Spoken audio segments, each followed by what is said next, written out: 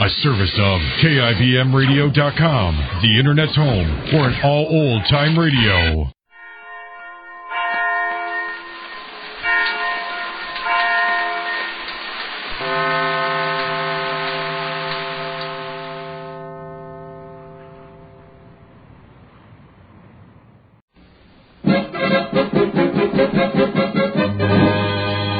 Jerry of the Circus.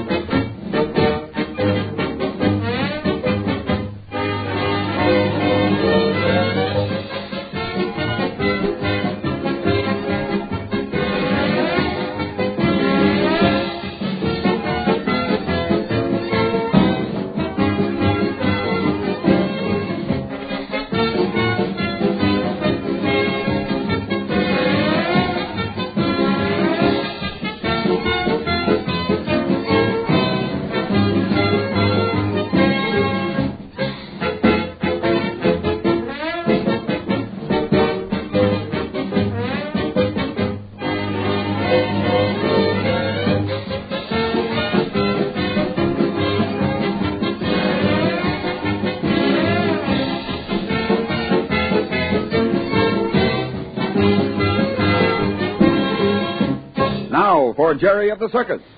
Just look at that boy, Olson. You know, Bumps, I believe that's the best act Jerry ever put on. You know, it's a funny thing, but as a rule, when a person is given their final performance, it's a good one. And Jerry certainly isn't breaking the rules. I'll say he isn't. Hey, look now. He's doing that swing trick from El Mundo's trunk. Golly, that's smooth, Bumps. El Mundo's just snapping at those commands of Jerry. Now, here comes the finale. Oh, I'm going to miss that boy. Oh, we all will. Why, do you know I've caught his act with El Mundo just about every time since he started doing it. Yeah? Oh, now watch it, Bumps. This is the last time you'll ever see it. Yeah. Oh, there he goes. El Mundo just lifted him up pretty. Look. What? Jerry's standing up on El Mundo's head for his vows. He never did that before. Oh, good boy, Jerry. Well, that's right. There's a turn I'll never forget. And I'll just bet you there'll never be another one like it. Well, I'll have to run around to the back door and get El Mundo now. See you later, Bumps. Okay, Olson. Hey, Bumps, hurry up. I only got a minute. Oh, hello, Jeff. Now, listen. Here's a note from Spike. It's for Jerry. Spike couldn't get away to say goodbye to him. He's busy getting the mess top down and loaded. And say goodbye to Jerry for me, too. Will you, Bumps? Yeah, okay, I will, Jeff. And thanks, Spike, for being so thoughtful. Fine, Jerry, boy. You sure did a great act tonight. Oh, you just better, bud. I was telling Olson. I don't think you've ever done that act any better. Hey, did you see me stand up on El Mundo's head for my last vow? Yeah, and that was all right, too. How'd you happen to do that? Well, I figured as long as it was my last act, I'd do something different. Oh, hey, you're all dressed. Oh, sure. I'm not going to do the last walk-around. We got to get packed and get down to the train. It leaves at 11:15. Where's Rag? He's over in the wagon waiting for us. Now, come on, Jerry. Let's get a move on. Okay. Oh, wait, Bumps. Let me take one last look at the big top with all the people in it. No, Jerry. I hate to leave the circus, Bumps. I'm going to miss it something awful. Oh, listen to that band. Oh, gee, Bumps. Oh, no, Jerry, come on. I know how you feel, but, well, say, you know the circus is going to go on and on. Maybe you'll be with us again next season, or part of it anyway. When I'm on my vacation, huh? Why, sure. A person would think you were saying goodbye forever. Well, come on now. We got to hustle. Okay. Goodbye, Big Top. Huh? Nothing. Come on, I'm ready. All right, we'll have to hurry, Jerry. I know it, but it won't take me long to get out of this uniform and get dressed once we get over to the wagon. Yeah, I've got all your other things packed for you. Hey, where's Mr. Randall going to meet us? He'll be over at the wagon as soon as he counts the day's receipts. Jim Bennett already got our tickets and arranged for Rags. What do you mean arranged for Rags? Well, he'll have to ride up in the baggage car, Jerry. We can't take him into the sleeping car with us. Oh. Hey, look, there goes Olson in with El Mundo now. Hey, I sure want to say goodbye to him, too. Who? El Mundo. You know, Bumps, I think he knows I'm going away. Maybe I was seeing things, but I thought for sure I saw a different look in his eyes during the night show. Well, I've never seen but one expression on an elephant's face. Hey, Olson. Yes, Jerry? Wait a second. Well, Jerry, I guess this is where we part company. That is for the time being. Yeah, I guess so. Gee, you sure got El Mundo's trappings off him in a hurry. Yeah, he's through acting for today. He's got work to do now. He'll be pushing these wagons as soon as the show's over. I'm going to say goodbye to him. Okay, Jerry. El Mundo. Adios, mi amigo. I'll see you again sometime. Adios, El Mundo. You know I'm leaving you, don't you? Well, I guess we better go get ready. Goodbye, Olson. Well, goodbye, Jerry. Although I'm sorry to see you leave us, I'm glad you're going to get a chance to get some learning. Now, you keep in touch with us. Me and the boys here in the menagerie would be awful tickled to hear from you. Oh, don't worry, all right. And you be sure and answer and tell me all about the animals and my friend El Mundo. Oh, you betcha. Well, so long, Jerry. Put her there. Lots of good luck to you, boy. Well, goodbye. So long, Olson. Goodbye, Jerry. Hey, Bumps, now I want to go find Spike and say goodbye to him, too. I guess he's busy now loading, but I sure would like to see him for just a minute before I leave. Oh, so that reminds me, Jerry. I got a note here for you from Spike. Jeff brought it over while you were on doing your act. Here you are. Oh, thanks. I'll read it later on the train. Jeff says that Spike was sorry he couldn't get away. They've got to get down to the runs with the mess top. That's got to get loaded on the cars, you know. And Jeff said goodbye, too. Oh, yeah. Yeah. Say, how about your new friend, Speed? Did you see him? Why, sure, when I did the act with him. Oh, I forgot about your riding lady in that race. Here we are, Jerry. This way. I said goodbye to Speed when we finished the race act. Oh, hiya, Rag. Yeah, we're back, old fella. I guess he knows something's in the wind, too. Well, sure he does. I let him in on it. I told him he was going to leave the circus and go with you to school. Hey, look, Bumps. What's this? What's what, Jerry? This package here. Oh, look it. Goodbye, Jerry, and good luck to you. Every time you use this kit, I hope you'll remember me and think of me. Clara. Oh, isn't that nice of Clara? That's thoughtful. Open it up, Jerry. Oh, boy, this is keen and something I can use, too. It's a traveling kit. Oh, yeah. Oh, gee, I'm sure glad to get this all right. Well, like you think you would be. I'll thank Clara for you when I get back, but you better write to her a nice letter. Oh, sure. Yeah. Well, come on now, hurry up. We haven't got much time, you know. Okay. Hey, what'll I do with my uniform, boss? I'll put it in my trunk for the time being. Then later we'll have Clara stored away in one of her wardrobe trunks. You ready, Jerry? Oh, hello, Sam. I will be in just a minute, Mr. Randall. All right, I've got a cab waiting right out by the side of the lot. Why, it's only a block over at the station, Sam. We can walk over. Oh, not with our suitcases and luggage. We better take a cab. Where did I put my cap? Oh, here it is. Yeah, all right. Now, then, I'll hold your coat for you, Jerry. Oh, thanks, Bumps. Say, has Regs got his collar on? Oh, yeah, all set, Jerry. Woof to you, too. Seems like you're sort of rushing me. Oh, not at all, Jerry, but we don't want to miss that train. There won't be another one for Fair Oaks until morning, and I don't want to be away from the circus too long. Yeah, I can't be missing too many shows, either. Yeah, I know. Well, ready now. Oh, Jiminy. Well, now what? I'm sure going to miss this wagon, Bump. Oh, now, Jerry, look here. You're going on to something better. Why, you should be the happiest boy in the world. I know it, and I am happy, but I just can't help it. Well, I got your suitcase, Jerry. Now, come on. What? You let Rags go. He's not sorry he's leaving. All right, right around back here. The cab's right there at the curb. Hey, wait a minute. Let me have just one more good look at the lot. Oh, here, Rags. Here, boy, now. This way, fella. Well, anyway, I sure had a lot of fun with the circus. And, well, I'm going to have a lot of fun at school, too. Well, that's the way to talk, Jerry. You bet you are. Oh, there we are. There's the cab. Right there. Oh, now, you stay right close, young fella. You don't know where we're heading. All right. Hop in, Jerry. Go ahead, Bumps. Here, Rags, boy. Come on, boy. Out the station? Yeah, that's right, driver. Oh, gee, I forgot to say goodbye to Whitey. Oh, it's too late now, Jerry. But you'll be seeing him at winter quarters some weekend, maybe. Hey, and that reminds me, how about Patsy and Jason? Yeah, and Slats and Tony and all the rest. Well, what about them? Well, they didn't come over and say goodbye to me. They weren't even in the pad room tonight. They're almost always there. Well, maybe something happened that they couldn't get away. I'm sure they didn't do it on purpose, Jerry. Boy, of course not. You know how much Jason and Patsy think of you. Oh, there's the station right ahead. We've got plenty of time now. Now, Bumps, you better take this ticket and check Rags with the baggage man. Yeah, okay, Sam. All right, here we are. Hop out, Jerry. No, I'll take your suitcase. Yeah, come on, Rags, boy. Come on. Now, hold still while I put this leash on you. Can't have you gallivanting all over the station. Here, driver. Yeah, I guess this is the way we go, huh? Yeah, that's right, Bumps. Right through here. Hey, what's this? Why, look at it. It's a clown band and slants and Tony and hooligans. Are you getting a send-off? Well, look at Patsy and Jason. Goodbye. You got away without saying goodbye to us, did you? Oh, Jiminy, I'll say this is a surprise. Well, young fella, I guess the clown department didn't forget you, eh? I'll say you didn't, Tony. Break it up. Come on, move some of those legs. Let me through. Oh, excuse me, Major. Oh, Major Mike. I'll have you know, young man, that you won't get away without shaking my hand. Well, I'll take Rags back and check him, Sam. All right. Do that, Bumps. So long, Rags. Goodbye, Ray. Well, Jerry, I hope you'll be very happy at school. But don't go playing tricks on your teachers like you played tricks on me. I was only fooling, Major. Yeah, sure you were, but I was onto you. Yes, sir, every time.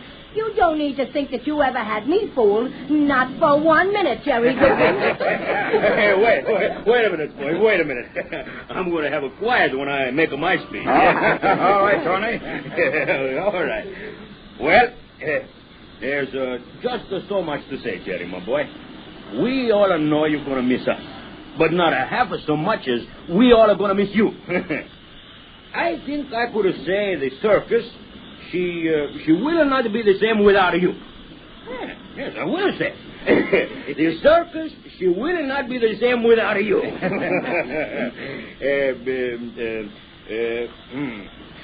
Now, you be a good little soldier and don't take no wooden money. Take a rubber because it stretches far. All right. Let me through here. It's Whitey. I've only got a minute, Jerry. I got to get back to the runs and help load the horses, but I just didn't want to miss saying goodbye. Now, you'll be as good at school as you were around the circus, and we'll all have reason to be mighty proud of you. Well, goodbye, son. We've got to hurry now. Now, you keep in touch with us, Jerry. Oh, you bet I will. Goodbye, Whitey. Hey, and take good care of Splendor. Rags is all taken care of. See, we better get on now. Yeah. All right, come on, Jerry. Goodbye, Jerry. You gonna kiss me? Oh. Come on. Come on, Jerry. Now, Jerry, you be sure and write to us and be good and study hard. Oh, I will. Well, so long, Jerry. And don't forget about your old friend Jason either. We're going to expect big things from you, Jerry. Don't let us down. We'll be seeing each other again someday. Oh, sure. All right, come on, Jerry. All right. Well, goodbye, everybody. Goodbye, Jerry. Don't forget to write. Pick me up, Jason. Hurry, I can't see him. Up you go, Major. Goodbye, Jerry. Goodbye. Well, come on. Goodbye, Jerry. Strike up the band, boys. Come on. Come on, Jerry. Come on, Jerry.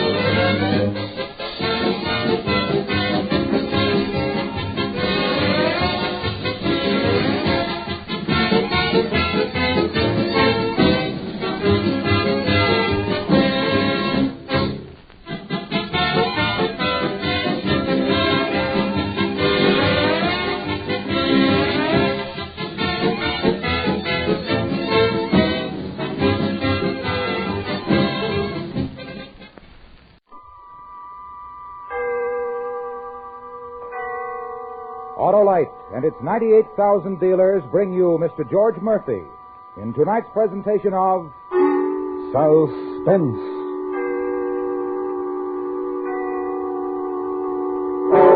Tonight, Autolite presents a story about fear and a man's decision. Find yourself or die. The story is called The Death of Me. Our star, Mr. George Murphy.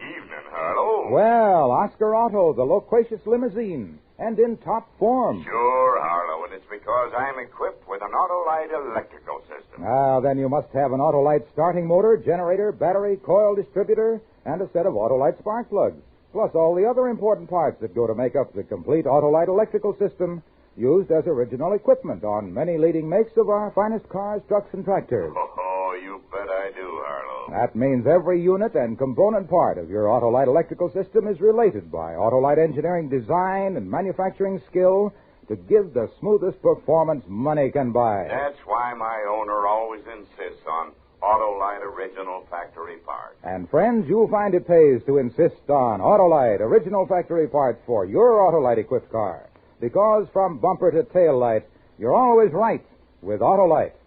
George Murphy is appearing by arrangement with Metro-Goldwyn-Mayer, producers of the Technicolor picture Scaramouche, starring Stuart Granger, Eleanor Parker, Janet Leigh, and Mel Ferrer. And now, Autolite presents The Death of Me, starring Mr. George Murphy, hoping once again to keep you in suspense. I should have told Sal when it began. Even after we were married, all I'd said about what happened to me in the war was that I'd been wounded.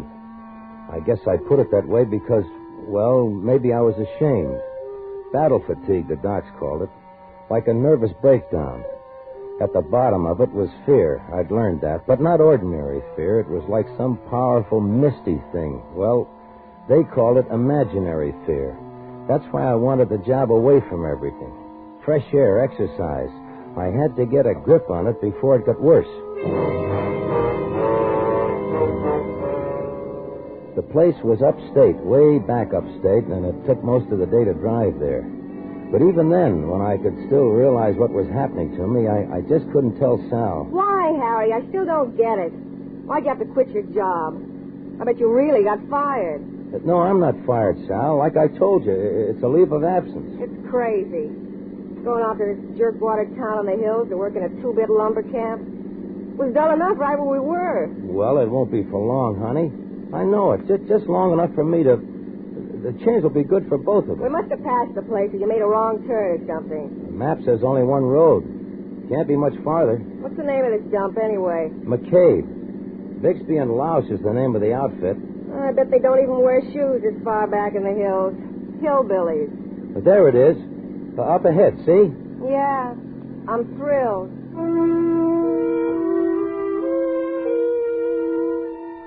The town was old. Maybe 200 people in a place that once held 2,000. I couldn't blame Sal for not wanting to come. She was pretty, the kind of a woman that men looked at. She liked excitement. There hadn't been very much in our life, and, well, it made me feel better knowing that I wouldn't be alone. Bixby and Louse was a worn-looking building on the main street. Sam Bixby was a big man with cold, hard little eyes. Yeah, they told me you was coming. Name's Harry Sawyer, huh? Kind of puny for a logger, ain't you, Harry? Oh, I can pull my weight, Mr. Bixby. I've done it before. Maybe. This ain't one of them big fancy logging outfits. We're small and we work hard. I expect to. That's your wife out there in the car? Yeah. You can't take her out to the camp. She'll have to stay here in town. Except on Saturday night. Yeah, I understand. Well, I guess you'll do. Job's only good for a month. Then I'm hired? Yeah, you're hired. Come on, I'll buy you and your wife a drink. Well, thanks, Mr. Bixby, but we're not settled. All right, another time. I'll see you in the morning. The truck leaves at 6. I'll be ready. And thanks.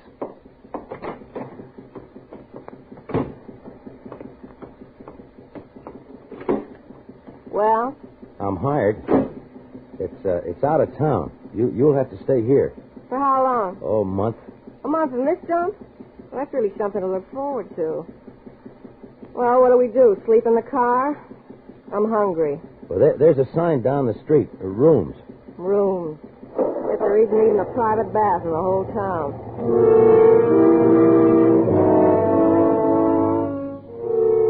It wasn't too bad. At least the room was clean. Sal took a long time getting her hair just so and the lipstick just right like she always did before we went to eat. The guy downstairs said the best place was Myra's, a bar up the street. Everybody ate there. More coffee? No, just a check. No check. Anything else? What do you mean, no check? It's been paid. Even the tip.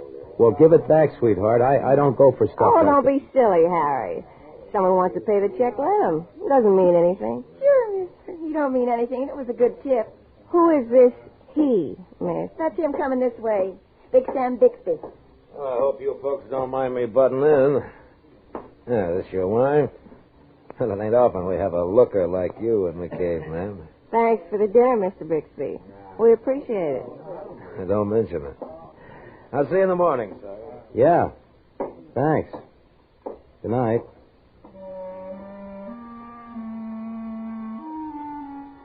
I knew I shouldn't have let it get me, but it was the way he looked at Sal. Not at me once. It was ridiculous to think anything. He was just being friendly. But even back in the room, it still bothered me. The way he looked at Sal. What's the matter with you, Harry? You look funny. Huh? Oh, nothing. Nothing. Everything's fine. You ready to go to sleep? As soon as I finish my hair. So that, Bixby's the boss, huh? Yeah. A nice guy. Don't you like him? I don't know yet. Harry, do you think my hair looks better up or down? Oh, you look good with it either way. I just wondered. Okay. You can turn off the light.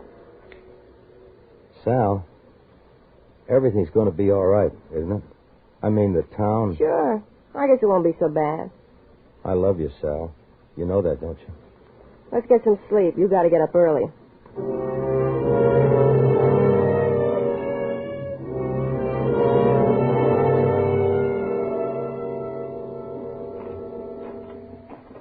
Morning.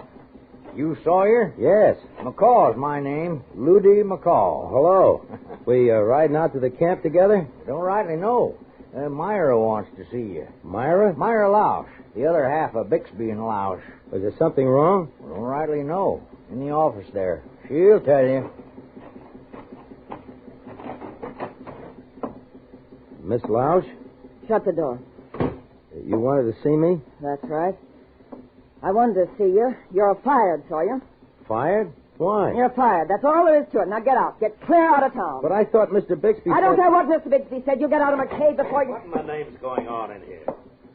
Myra, honey, I swear I can hear you clear the cold pill. Well, I don't like it, that's all, Sam. You're hiring every Tom, Dick, and Harry that comes down the pike. I just don't like it. Honey, you may be a partner in this company, but I run it. I hired Sawyer. When the time comes, I'll say when he goes. Well, all right. But there's going to be trouble, Sam. You know it. I know it. There's going to be trouble. Get in the truck, Sawyer. We're wasting time.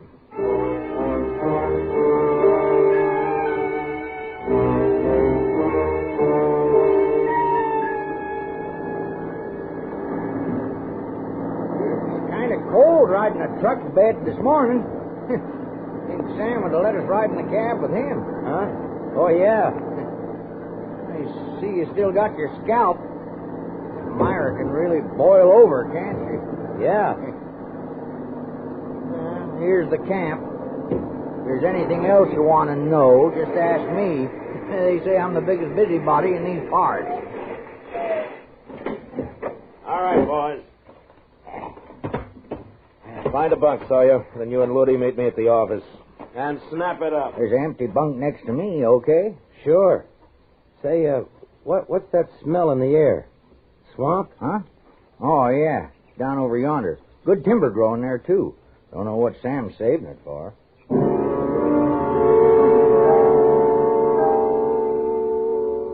I was worried at first I might be put off somewhere alone. But Sam teamed me up with Ludy.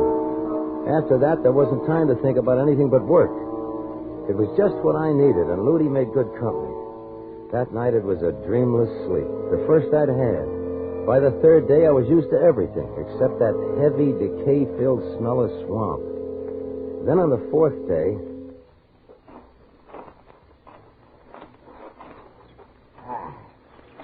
That's the only part I like, watching them fall. Phew, you're getting pretty good. Thanks. Yeah, he's doing all right. Huh? Oh, Sam. Didn't know you was back out in town. Looks like you got Sawyer broken right. Oh, it ain't me, Sam. He's a good worker. Looks like he'd be good on Cypress. Come on, Sawyer. I got a special job for you. Me too, Sam? Just Sawyer. He can do this alone. Special job, Mr. Bixby? Yeah. That act sharp? Sure. What is it? You'll see.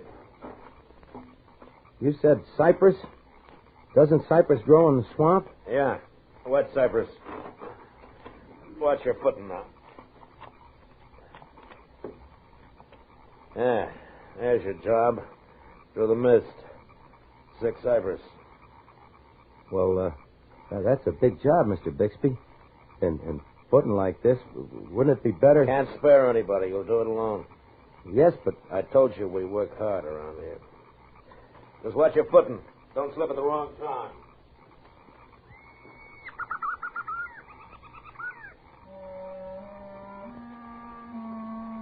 I was alone. Maybe another day, working with someone. And being there alone wouldn't have seemed so... What could I say? That it was a sickness, this thing, this fear? That I didn't want to be alone? Not yet, because I was sick? Would he have understood? Would Sal, would anyone have understood what it was like?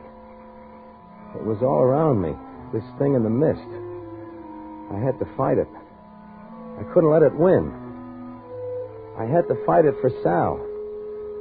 That's why I'd come here. To work. Work for Sal.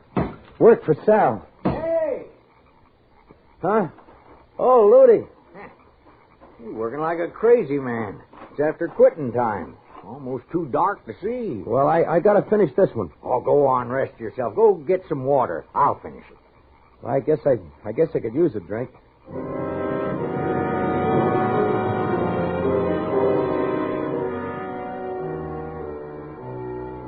I was tired, aching tired.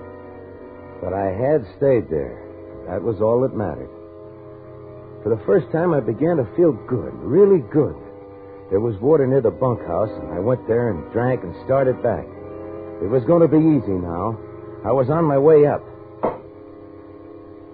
I was almost there when I stopped.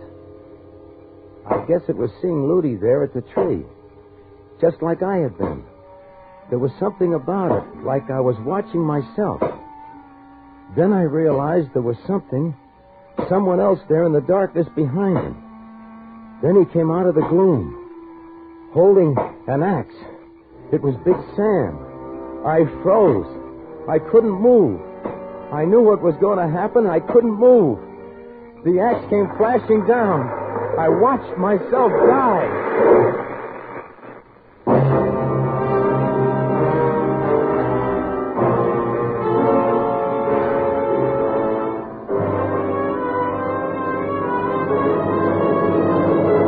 Autolite is bringing you Mr. George Murphy in The Death of Me, tonight's production in radio's outstanding theater of thrills, Suspense.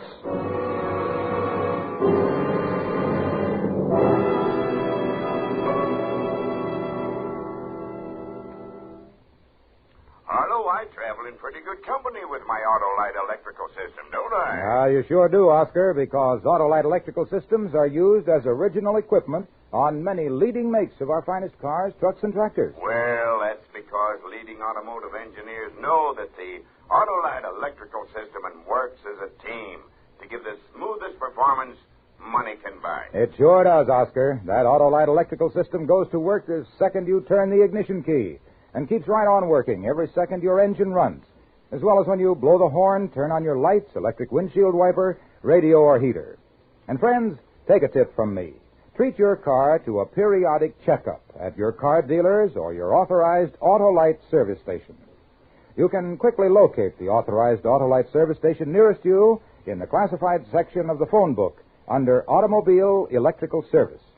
Here you will find men trained under Autolite supervision who specialize in the electrical system of your car. And remember, from bumper to tail light, You're always right with Autolite. And now, Autolite brings back to our Hollywood soundstage Mr. George Murphy in Elliot Lewis's production of The Death of Me, a tale well calculated to keep you in suspense.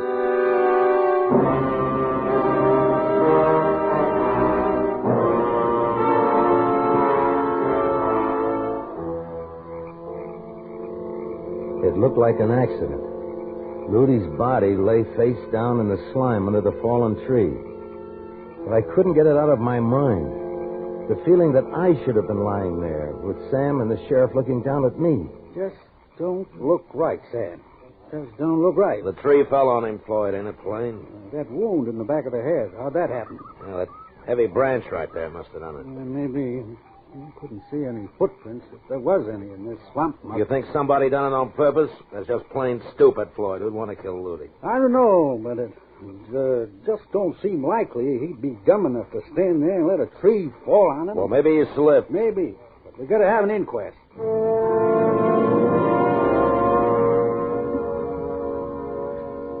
He had guts to stand there over Ludy's body. But why? Why kill Ludy? Then he looked at me. Just a glance, but I saw it. As if he knew I had seen him kill. Okay, fine. When I got to town, I'd go straight to the room. Then at the inquest, I'd hang him. Just a minute. These darn snaps on this dress. Wasn't expecting you so soon. Harry. What's the matter? Why, nothing. I sent out for coffee, and I thought... What? What did you think? I don't know. What are you doing in town? You didn't get fired. I'm here for the inquest. Inquest? Oh, so that's what all the buzzing's about. I thought it was some kind of accident. It wasn't an accident. It was murder. I saw it, Sal. I saw Sam Bixby kill a man. You saw Sam Bixby killed... Oh, it looks like an accident. It looks real good like an accident. But it isn't. Why, that's awful. Is it, Sal? Of course it is. What's got into you anyway? Well, for a minute I thought that... It's just that I saw it happen and I don't know. You're just upset, that's all. Now, what about that inquest? They said at the bar as soon as the coroner gets here. Are you going to go? Yeah, I guess we'd better.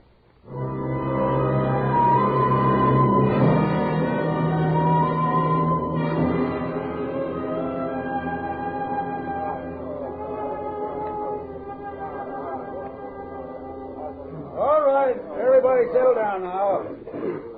Mayor, could you kindly close the bar till we're through? Back up, boys, that's all. All right. This here's Mr. John Cahill, the county coroner. He's going to run this thing. Cut that now. This is serious. Sawyer, I told the other boys not to waste any time up there. I ain't had a chance to talk with you.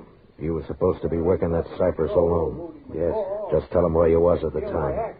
We'll talk about that later. All right. I think there's a couple of seats down front. Well, this is fine right here.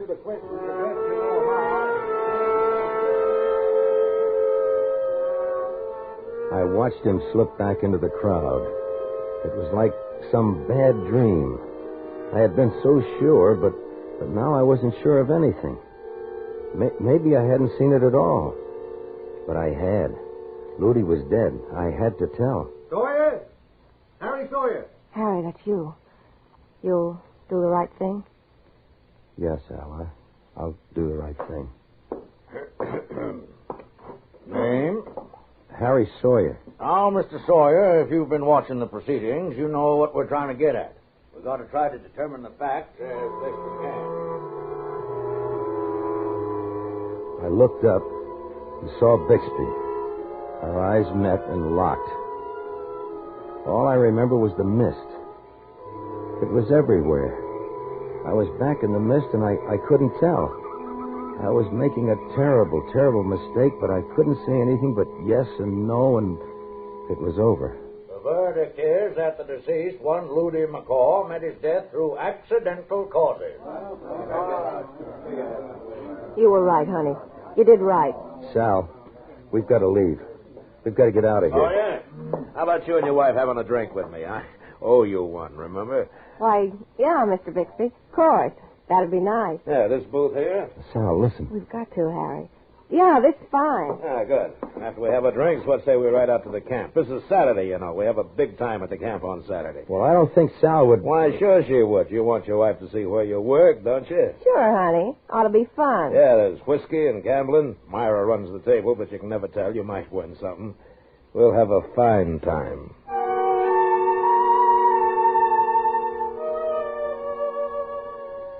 He knew I had seen him kill, and he was cold as ice.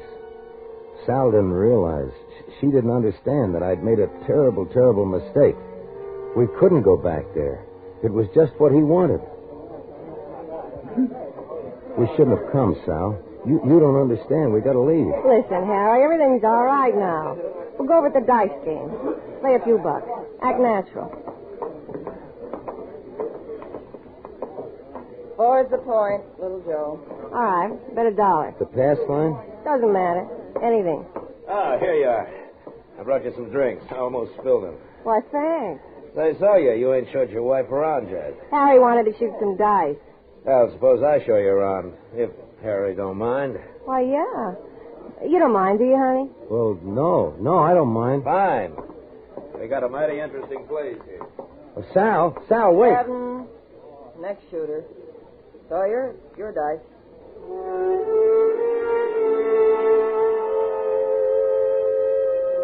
I wanted to run after Sal, run away from everything, but I had to act natural. Natural. 7. The shooter wins. And that was the beginning. I threw 7 after 7. I couldn't lose. I'd never been lucky before, but now I couldn't lose. 11. Natural. Don't you think you just about run the luck out of those dice, Sawyer? Your luck's bound to change. Yeah, I guess you're right. You know I'm right. I picked up the money, but I couldn't leave without Sal. She didn't realize. And then it hit me. It wasn't luck. That's why he'd taken her away. That's why the dice had kept me. He wanted me to come looking. Out there.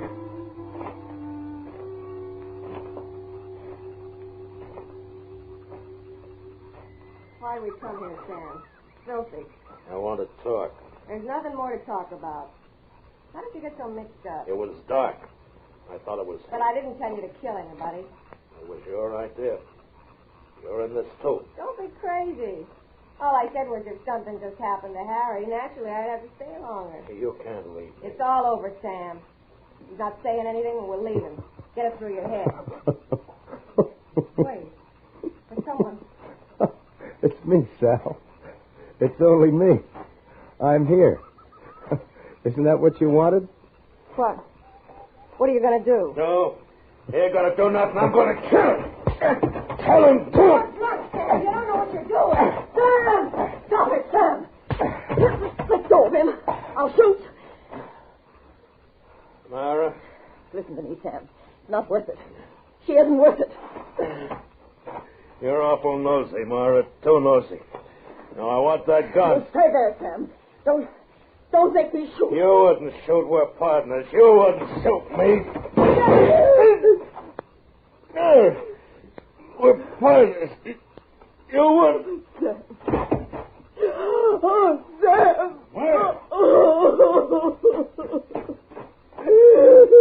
He's dead, Myra. I'll take the gun. Oh, no. No. I'll have to hold you. All right. I loved him. It was her. How about getting your wife out of here, Sawyer? Leave McKay. Don't come back.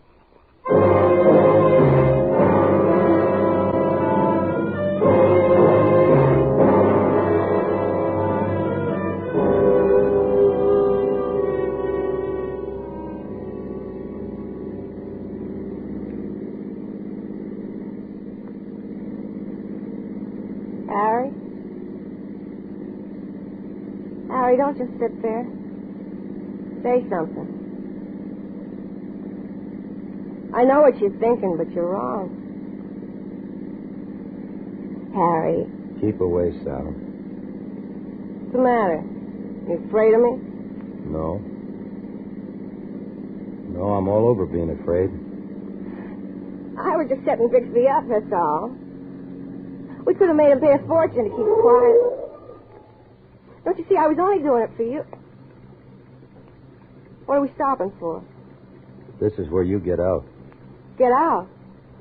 You're going to leave me here? What'll I do? There's nothing. Where'll I go? The roads are many, the world is wide. Get out. Harry, you can't leave me here. I'm your wife. Take me with you. You've got to. It's a matter of self-preservation, honey. Sooner or later, you'd be the death of me. Harry! Don't leave me! Harry!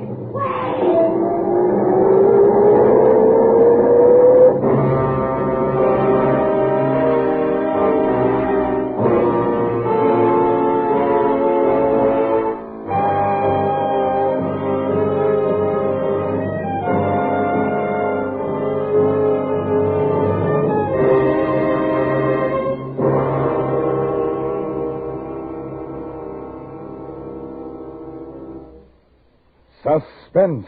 Presented by Autolite. Tonight's star, Mr. George Murphy. This is Harlow Wilcox speaking for Autolite and bringing back our star, George Murphy. Good show, George. Well, thank you very much, Harlow. You know, I consider it a special privilege to have appeared on Suspense tonight. I enjoyed playing Harry Sawyer very much, and all of my fellow players were wonderful, and it's always a pleasure to work for Autolite. But more than that, I have the opportunity to tell you, ladies and gentlemen, of an unusual treat Autolite has planned for you next week when Jack Benny stars on Suspense in an exciting story called A Good and Faithful Servant. I guarantee you'll love him. And Harlow, believe me, I'll be listening. Thanks, George Murphy. And friends, remember, Suspense is presented for your entertainment by the Autolite family. The 98,000 Autolite distributors and dealers, the nearly 30,000 men and women in 28 great Autolite plants from coast to coast, and the 18,000 people who have invested a portion of their savings in Autolite. Every Autolite product is backed by constant research and precision built to the highest standards of quality and performance. So remember, from bumper to tail light, you're always right with Autolite.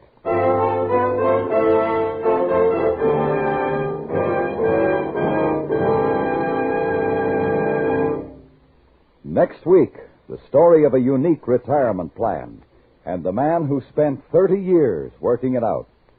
The story is called A Good and Faithful Servant, and we are privileged to have as our star Mr. Jack Benny. The story will be heard on Suspense.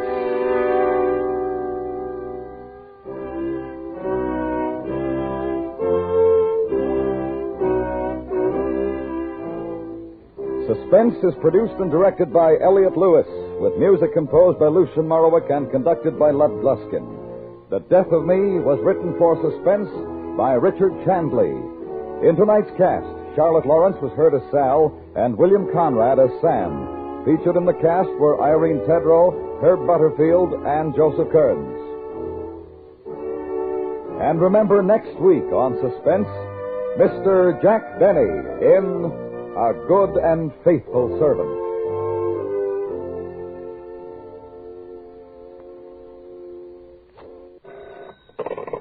You can buy Autolite electrical parts, Autolite Stay-Full batteries, Autolite standard or resistor-type spark plugs at your neighborhood Autolite dealers. Switch to Autolite. Good night.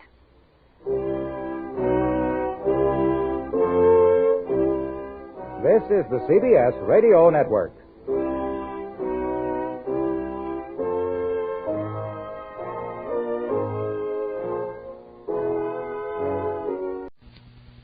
GS-406. Metacom presents Arch Oboler's Lights Out, Everybody.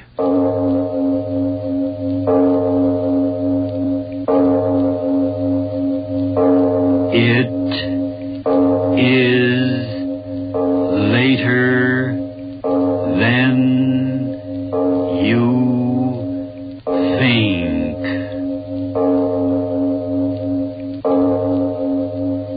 This is Arch Oboler bringing you another in our series of stories of the unusual.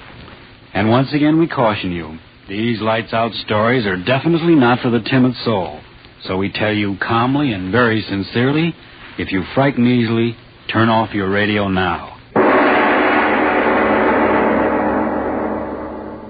Listen to me now, a few light years and generations ago, as I introduce to a very patient lights-out audience my peculiar play, Special to Hollywood.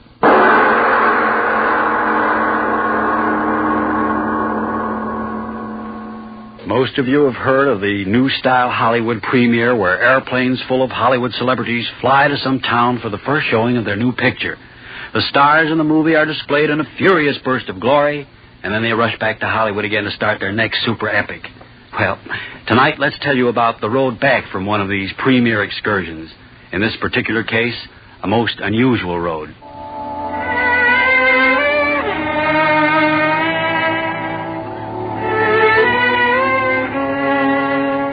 The scene? A transport airplane moving through the sky at high speed. A very pompous-looking individual stands talking to the pilot.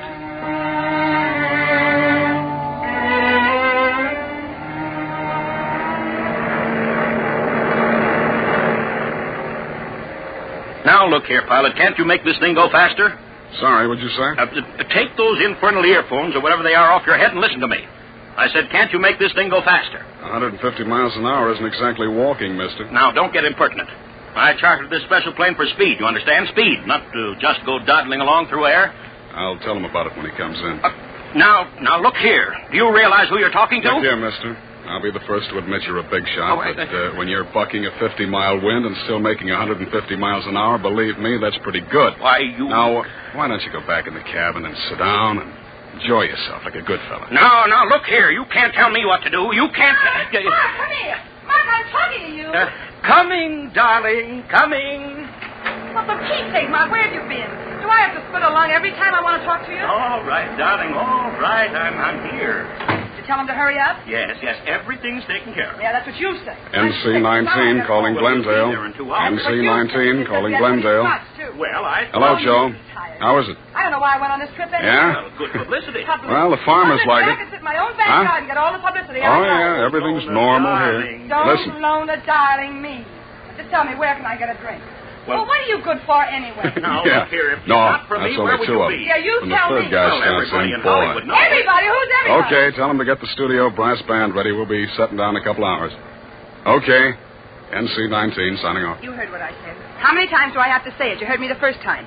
If not for me being in it, that picture would stink so loud, the only way anyone could go see it would be with one of those gas things on their face. Oh, but, darling, be reasonable. Any picture that nets $300,000 the first week... Because I'm in it, that's why. Because I am in it. Isn't that right, Bob?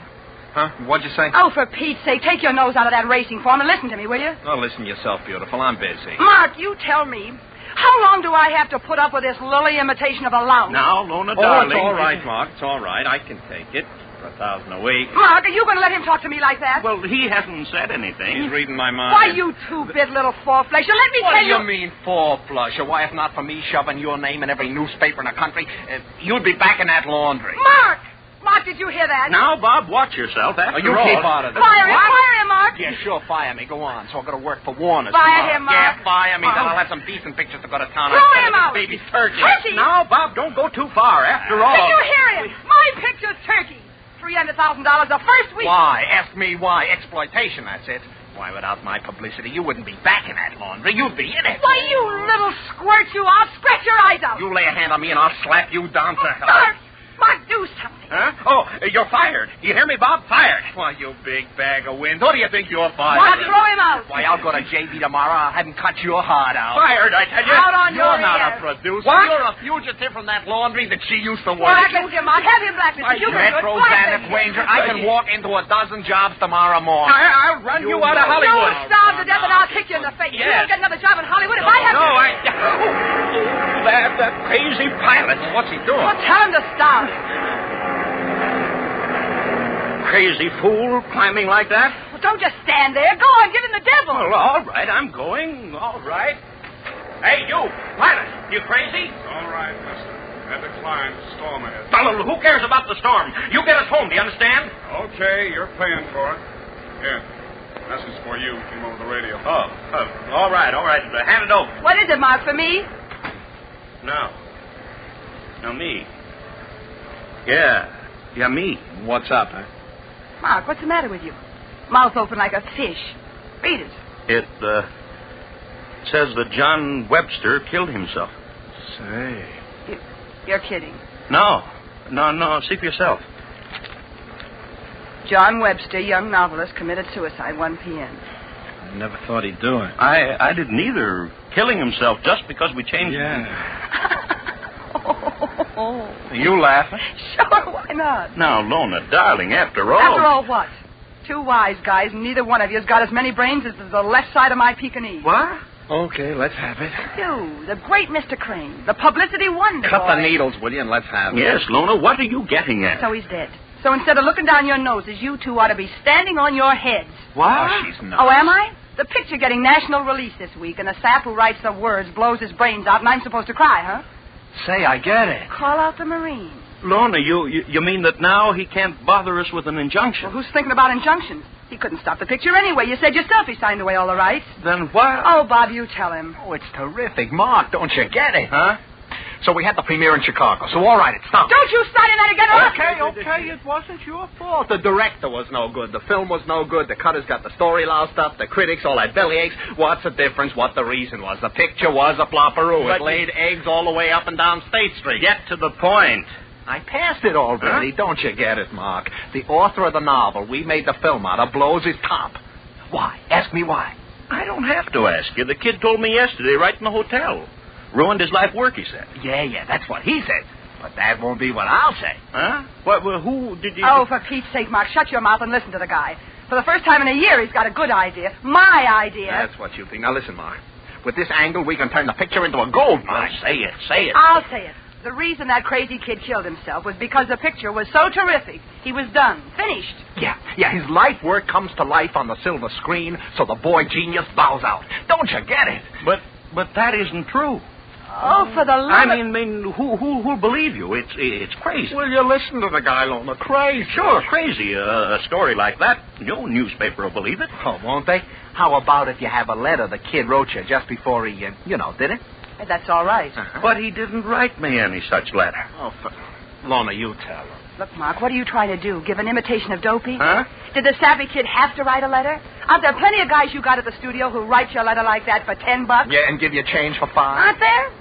Oh, he's right. Why, the kid's bumping himself off so natural. And who thought of it first? You tell me.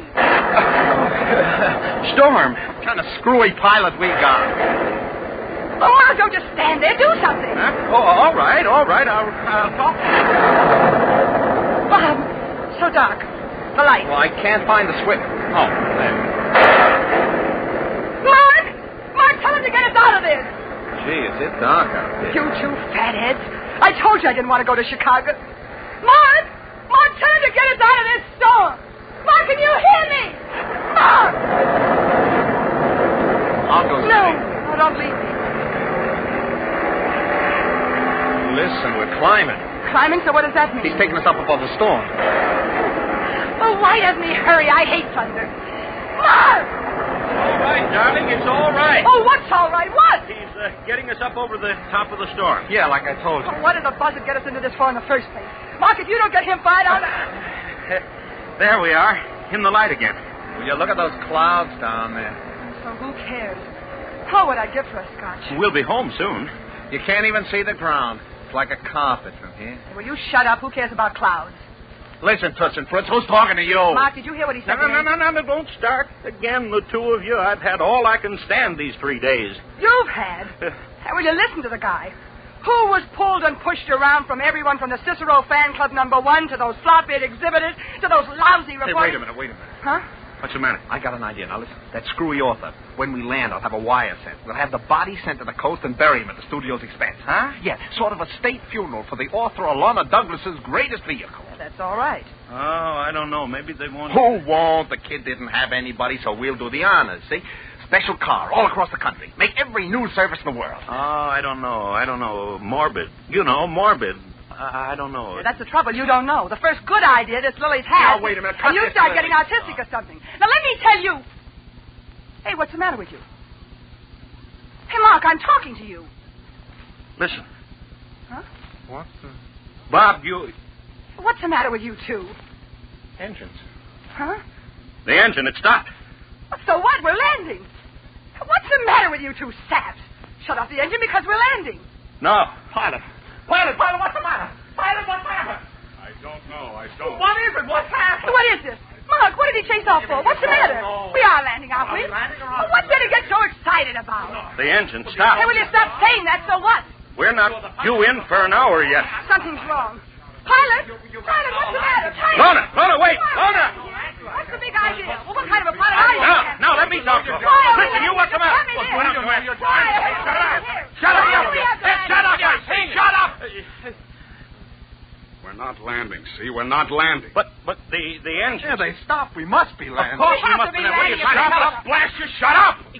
You can't talk to her that way. Stop it. Yeah, who do you think you're talking to? Fools, will you shut up? Now, look. Look, I tell you. What? The indicator, airspeed indicator. Huh? We're not falling. Mark, what's he saying? Listen, I'm telling you, we're not falling. Engine's dead and we're not falling. You fools, what are you looking at me like that for? Don't you understand? We're hanging. Just hanging in the air.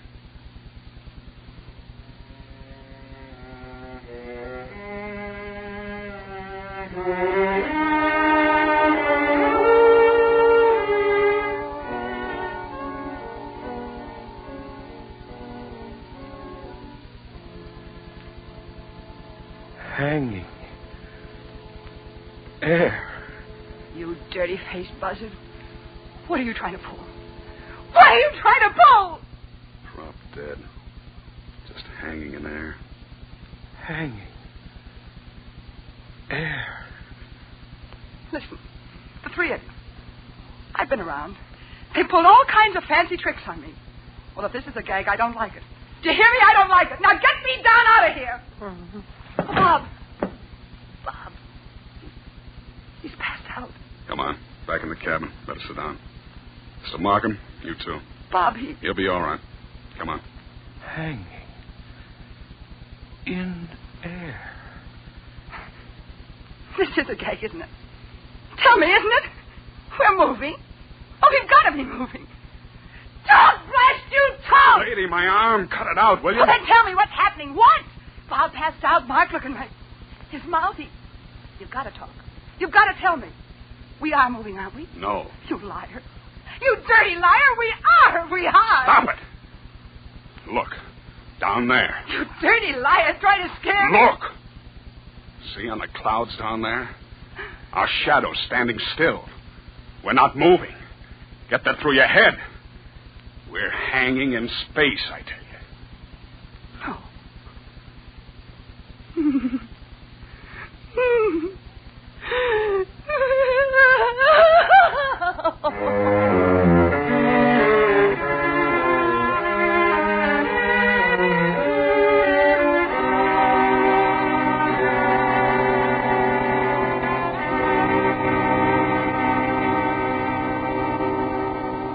I'm all right. Just leave me alone. Get your head. Leave me alone, I tell you. What are you all sitting around looking at me for? I passed out all right. You're all just as scared as I am. You know what you are. You, Mark, you're scared. Your face green. Answer me, you're scared, aren't you? Hanging. In air. There, you see, he's off his nut. You, Lona, you're scared too, aren't you? Why don't you shut up?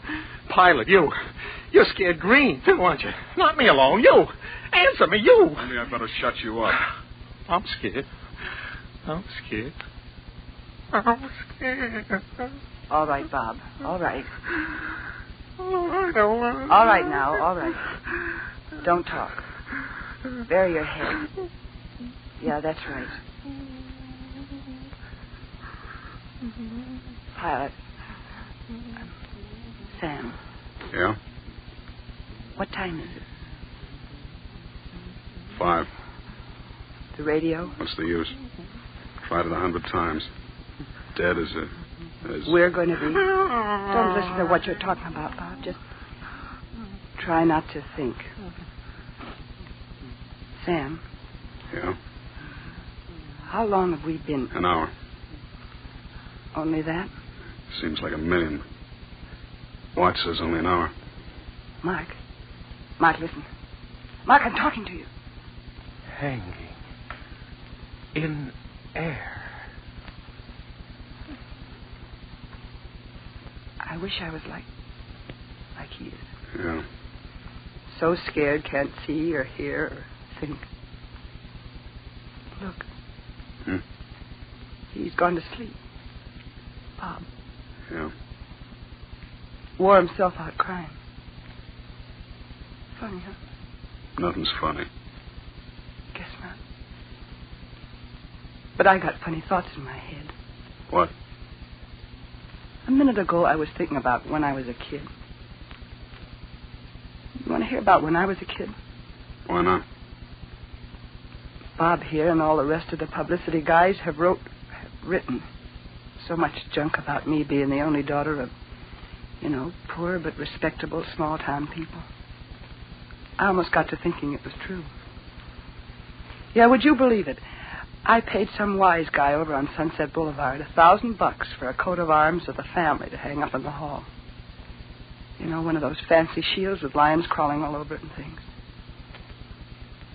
Should have had a couple of beer bottles on it instead of lions. Yeah. You want to know my real name? What's the difference? Beer bottles, yeah.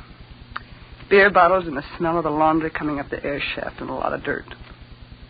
That's what I remember from when I was a kid. Sam? Yeah?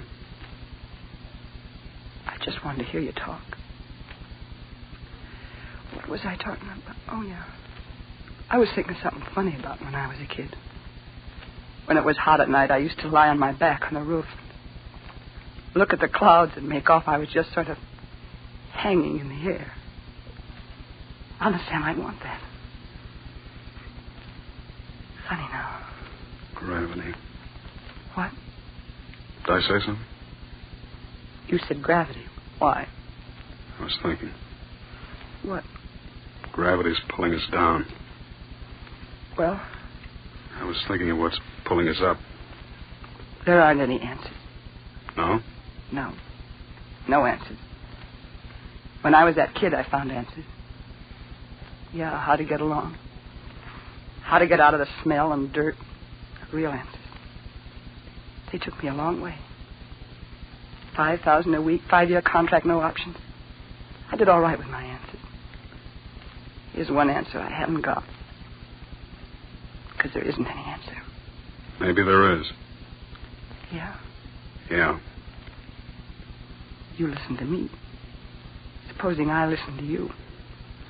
I don't know how to talk. Oh, you just go ahead. For a whole hour, I've been trying to figure things out. So? There isn't any real answer. I mean, that adds up like a column of figures on a slide rule when you're trying to figure out the stress on a wing. But nothing like that, but kind of screwy ideas come to me. Why talk about it? Go on. I'm just a bozo. Ever since I've been able to stand on my own feet, everything's got to be able to add up or it just doesn't mean anything to me. But when I was a kid... Well, when I was a kid, I really had like you said, poor but respectable parents. The kind, they believed in somebody up there and somebody down below and good and evil and all the rest of it. Funny, you thinking about when you were a kid, me thinking the same thing. you said you had the answers. Yeah, it's like this. I heard the three of you talking all the way from the coast to Chicago and now back again. Talking about nothing but yourselves. Each one of you.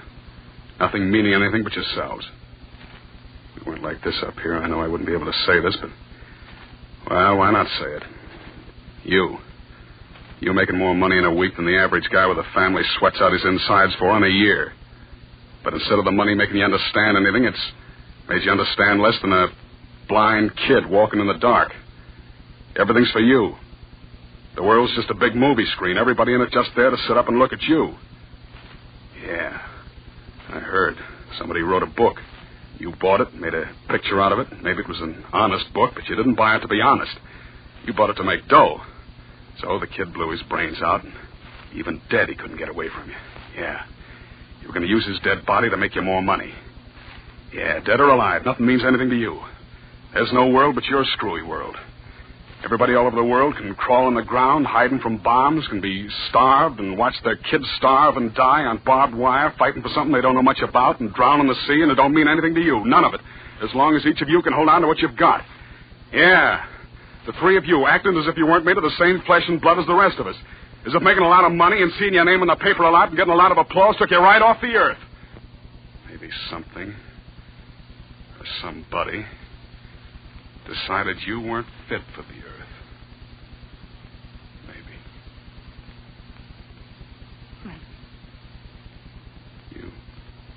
You crying? No. You asked me. I told you. I was in a picture once. The girl got in a jam. She didn't know how to pray, but she just started to pray. Well, that was in a picture. This is real, isn't it? Yeah. If anybody told me a couple of hours ago that all this... Mark sitting there out of his head, Bob. Me sitting here listening to the kind of thing you... You asked me. I told you. Yeah. You told me. It was a lousy trick, wasn't it? About that kid who died. I'm sorry about that. Even thinking about it. I'm sorry. The engine.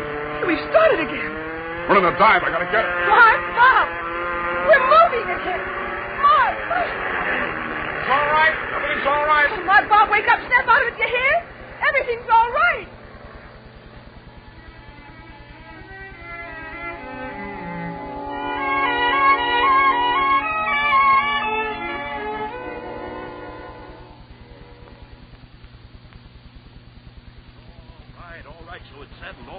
Sure, it's settled. I know my publicity. A thing like this isn't good. It's bad. I'm not arguing with you. All right. Spread a screwy thing like this, and every reporter in the country be holding his nose. It's too screwy, that's all. For heaven's sake, will you stop talking about it? For the last hour, my head's starting to go around. It's forgotten, finished. So whatever it was, we'll forget. Oh, no, wait. That pilot, you talk to him? Sure. He won't talk. He wants to eat, don't he? So he won't talk. Got everything fixed, huh?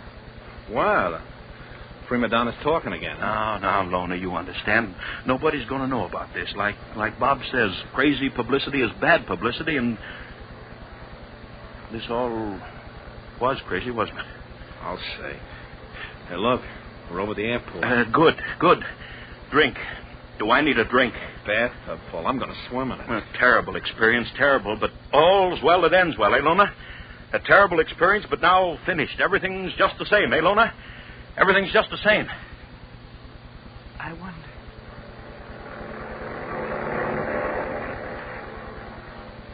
MC-19 coming in. MC-19 coming in. Hello, Joe. Yeah, I had a little trouble a while back. Yeah, engine trouble. Yeah. Everything's back to normal now. Yeah. Everybody okay? Everything just the same. I wondered.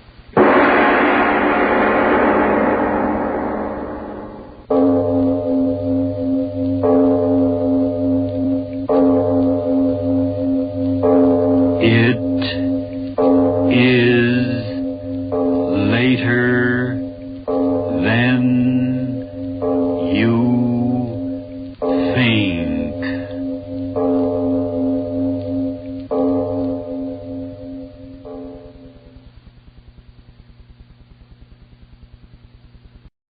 And now, stay tuned for the mystery program that is unique among all mystery programs. Because even when you know who is guilty, you always receive a startling surprise at the final curtain. In the Signal Oil program, The Whistler.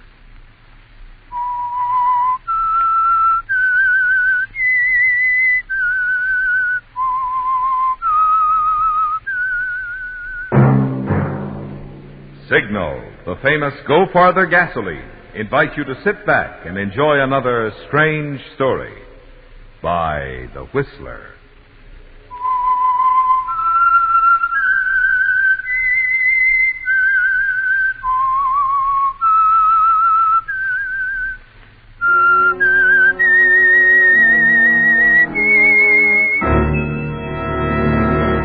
I am the Whistler, and I know many things, for I walk by night. I know many strange tales, hidden in the hearts of men and women who have stepped into the shadows. Yes, I know the nameless terrors of which they dare not speak. And now for the Signal Oil Company, The Whistler's strange story, Bad Penny.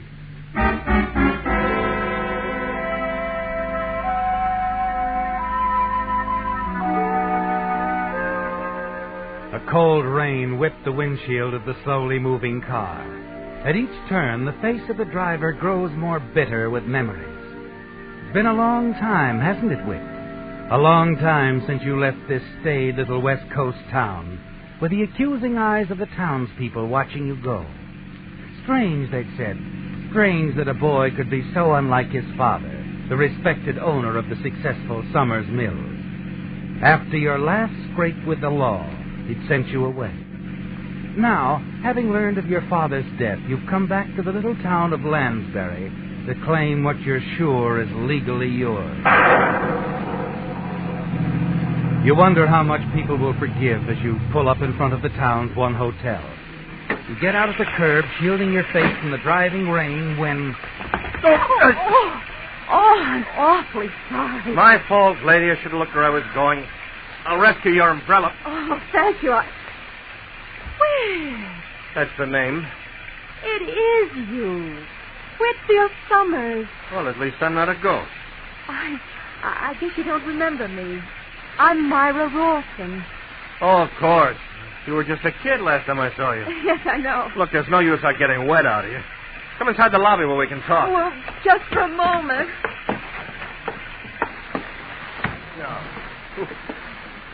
Oh, well. It looks like you're my welcoming committee. I suppose you've come back to settle your father's estate. Yeah, that seems like the general idea. Is your Uncle Josh expecting you? Yeah, I wired him last night. I'm your uncle's secretary. Well, certainly has an attractive one. You haven't changed much in 9 years. 8 years. Oh? And I'm a little wiser, I hope. You see, Myra, I've come back to Lansbury with only the best of intentions. I'm going to settle down and prove myself to everyone. Good.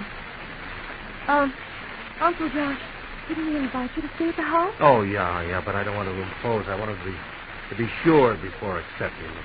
I believe you'll get along fine, Whit. Well, I got to run now. Goodbye, Whit. See you soon. Oh, sure, Myra. We'll see lots of each other.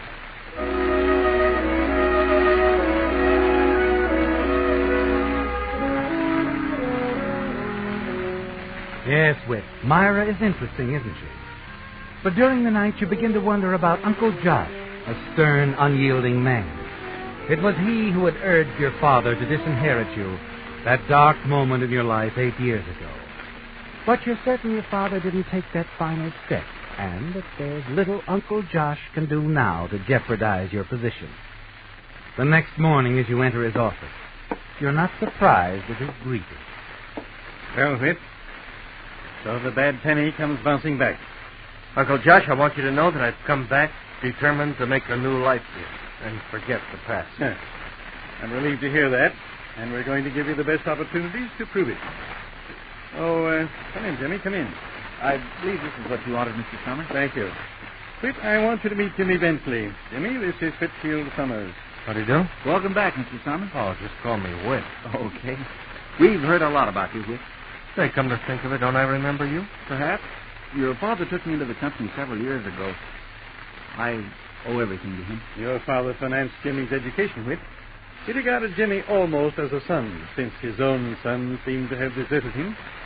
Well, I'm glad he had someone. But what's all this leading to? The papers Jimmy brought me are your father's last will and testament. Of course, you are interested. Naturally, Uncle Josh. You're very fortunate, my boy. Your father left his entire holdings to you. That's no surprise. Well? But let me call your attention to this clause. And please listen carefully so there'll be no misunderstanding. However, until such a time as my son proves himself a competent person according to the provisions, I do hereby name Josh Summers as sole executor of my estate. So Father named you as executor, huh? Yes, Fritz, he did. Are you to have assistance in determining when I'm competent, Uncle Josh, or do you use your own judgment? The decision rests entirely with me. Until that time, the estate remains entirely in my hands. Well, then I guess I'll just have to prove myself to you. How long do you think that ought to take? It depends on you. But you can be certain I'll be fair, deserve your father's respect for my judgment. Oh, I'm sure you will. Well, I guess that's that. Oh, if anything happens to me, who gets the mills, Uncle Josh? You? No, Jimmy Bentley here is next in line after you. Your father thought a great deal of Jimmy. He must have. Tough luck for you I came back, I guess, huh? Oh, no, I'm glad you're back. Really. It's what your father would have wanted. I'm glad you feel that way, Jim. Anything else, Uncle? No. I'm sure you'll want to start in at the mills just as anyone else and be promoted on merit alone. Right. Let me know when you're ready to prove yourself.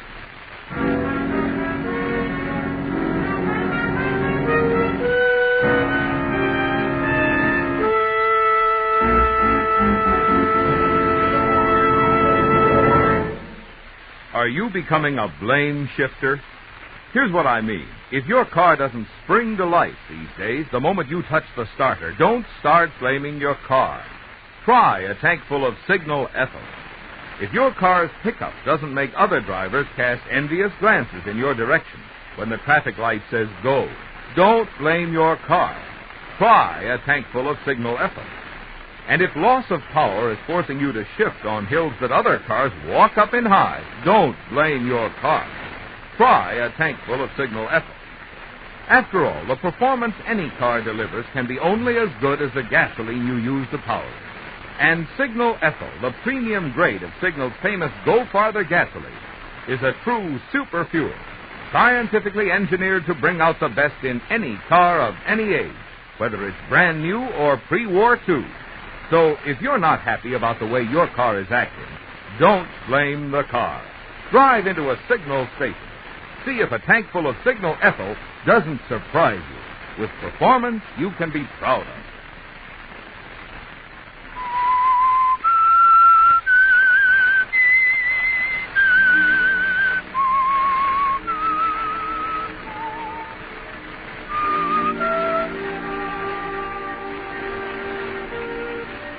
Well, Whit, your Uncle Josh Summers is the sole executor of your father's estate until such time as he alone decides that you're competent.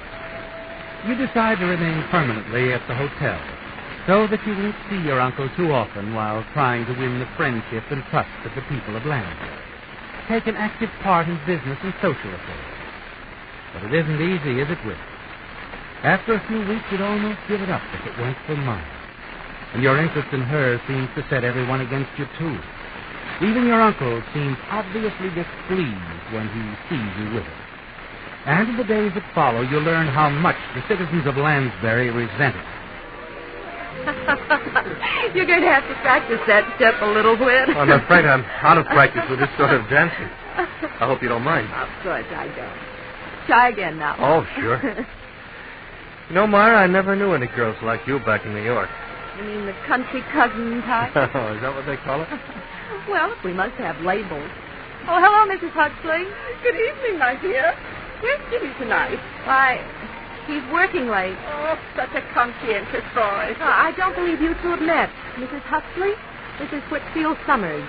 Oh, you're Whitfield Summers. I'm very glad to meet you. Well, I must be running, Myra. Say hello to Jimmy, won't you? He's such a fine young man.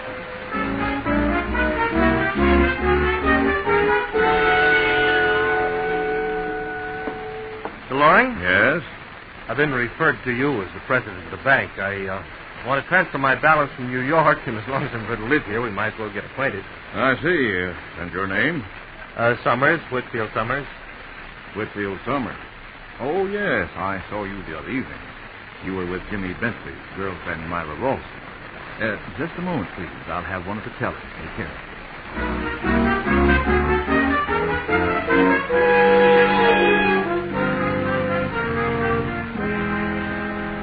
They're making it more difficult for you than you'd ever dreamed, aren't they, Whit? The town hasn't forgotten. To them, you're still the bad penny. But there's still the Summers fortune, too. And you're all the more determined that it will be yours as soon as possible.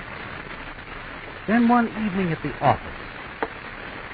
Well, Whit, I see you're working late again this evening. Best way I know to learn the business from the ground up, Uncle Josh. I've admired your attitude lately. I know it hasn't been easy for you these past few weeks, Thanks. but I've about decided to give you a new opportunity. I need a man to spend a week up the coast to contact some bigger customers. Think you're up to it? Well, if you think so, there's nothing I'd like better. We'll discuss it later. Right now, I want to talk to you about something else. Come into my office, Whit.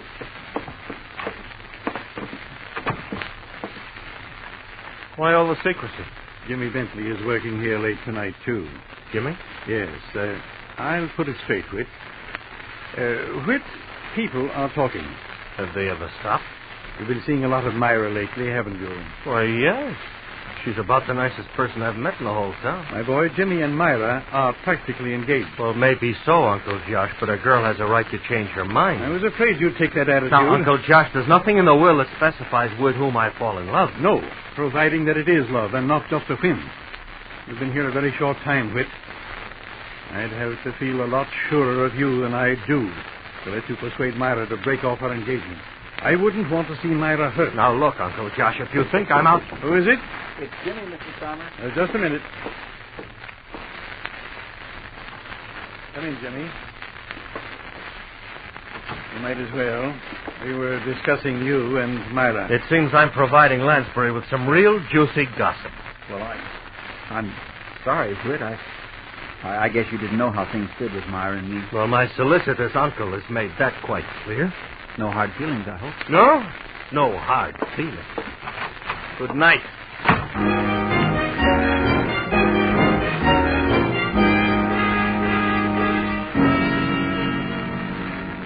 It's infuriating, isn't it, Whit? You feel that your uncle has gone one step too far. You know that you've got to find a way to settle all this. But first you determine to have a showdown with Myra. You pick her up in your car and drive to a quiet spot outside of town where you can talk.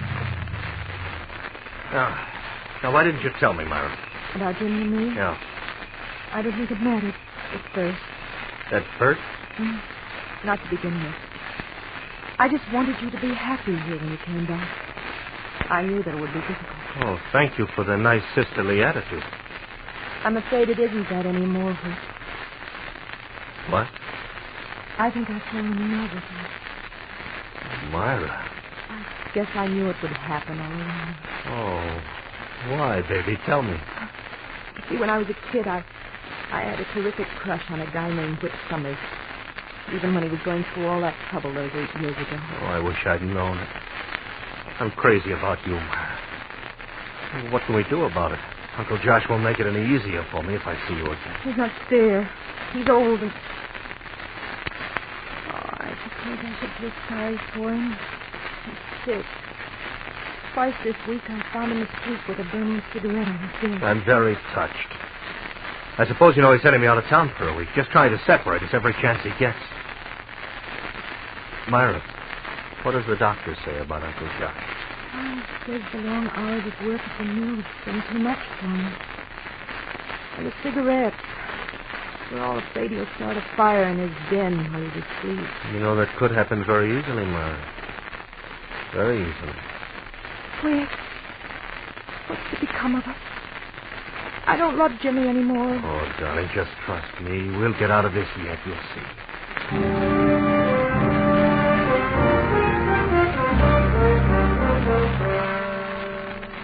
Well, Whit, it remains for Myra to suggest the one idea that will solve all your problems. A sure way to rid yourself of Uncle Josh's domination. He goes through with his plans to send you north for a week. And the days alone give you a chance to think your plan through, weigh each possibility. Then when you return to Lansdale, the desk clerk at your hotel tells you that your uncle's housekeeper has been called, that it's very urgent.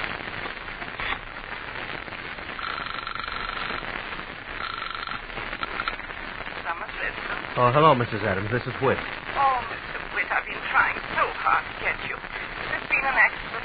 What? Your uncle fell down from the steps this morning and fractured his hip. It's pretty bad, is it? Well, the doctor says he'll be all right if he keeps quiet.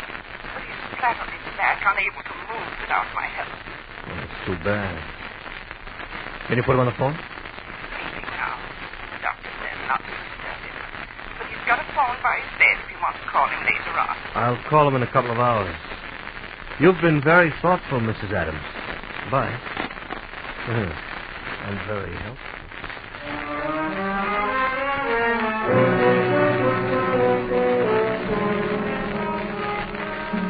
An accident, Whit. And it couldn't have happened at a better time, could it? Your uncle, helpless in his bed, with only the half-deaf Mrs. Adams in the house with him. You remember what Myra had told you, of how Uncle Josh so often falls asleep with a burning cigarette in his hand, a fact everyone knows. You wait impatiently till you're certain the housekeeper is retired. Then, at 9:30 that night, you call your uncle's number. Yes, who is it? Uncle Josh, it's Whit. When did you get in? A little while ago. Mrs. Adams told me about your accident, Uncle Josh. I'm awfully sorry.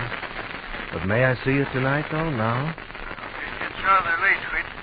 Had it wait till morning? Well, it's kind of important. It's about Myra and me. Oh. Well, in that case, perhaps you'd better come over. Right away, Uncle Josh. That back door downstairs is always open. Just let yourself in. I'll be there.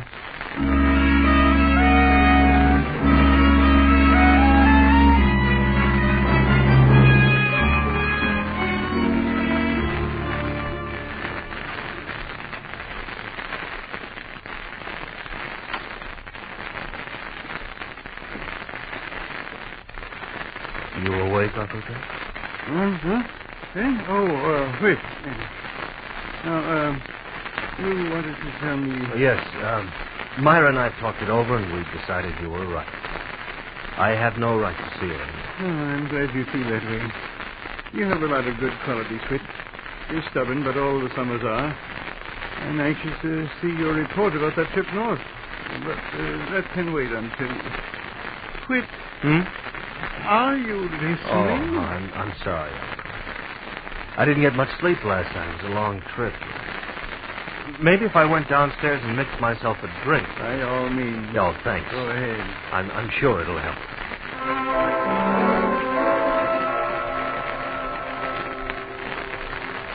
Yes, Whit, it will help.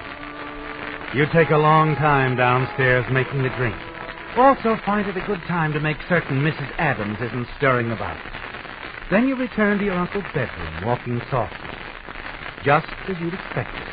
He's fallen sound asleep again. You touch his arm. Uncle Josh? Now's the time, isn't it, Whit? You place a burning cigarette on the ashtray near his bed. Drop a lighted match into the wastebasket nearby. Watch the flames reach to the curtains. And you slip downstairs silently and let yourself out the back door. No one sees you hurry the short distance to your parked car. You settle back behind your steering wheel. You wait only long enough to see the sudden reddening in the sky. And then... Good night, Uncle Josh, and goodbye.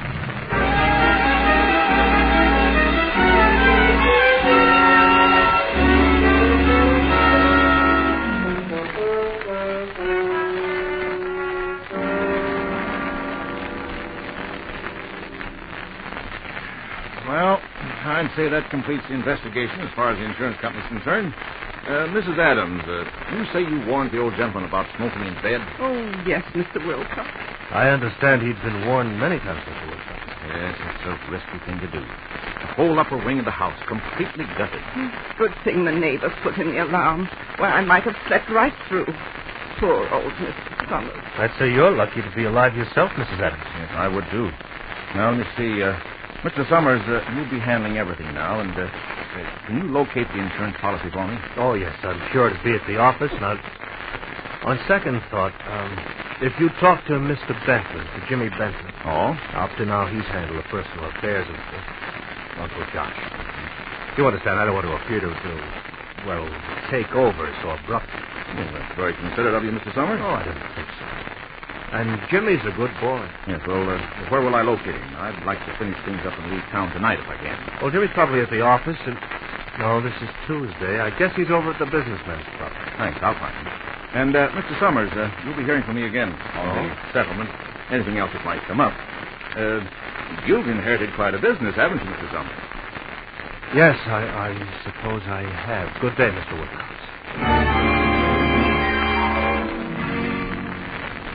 You want to get away from them, don't you, Whit? Mr. Wilcox, Mrs. Adams, and especially Jimmy Bentley. Yes.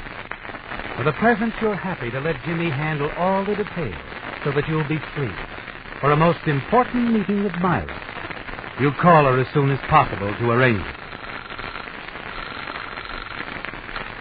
Hello? Myra, it's Whit. Oh, Whit. Why haven't you called sooner? I haven't even seen you since you were up. What's the fire? Well, there's been a lot of things, Myra. Questioning and all. You don't mean there was anything wrong about your Uncle Josh's death? Oh, no. Just routine. Matter of fact, that's why I called. I shoved the details onto Jimmy's shoulders. Mr. Wilcox, the insurance man, will be talking to him for the next few hours. Oh, I'm glad. Will he's been trying to see me.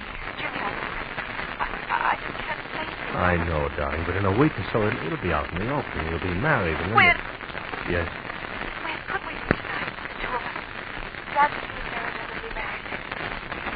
I don't know. It's pretty soon after Uncle's death. People here won't understand any better later on. I know they won't. A small town. Who should know better than you how they are? That's right. All right, Myra, we'll do it. Right away? Tonight? Tonight, yes. I'll pick you up at your place. Make it around 8. I'll have the house dark. Then in case Jimmy drops by around 7:30 like he usually does, he'll think I'm out and leave. Good idea. When you come, drive all the way back to the garage. I'll come out the back door and put my things in your car. We'll go out through the alley in the rear. That way no one will see us leave. That sounds great.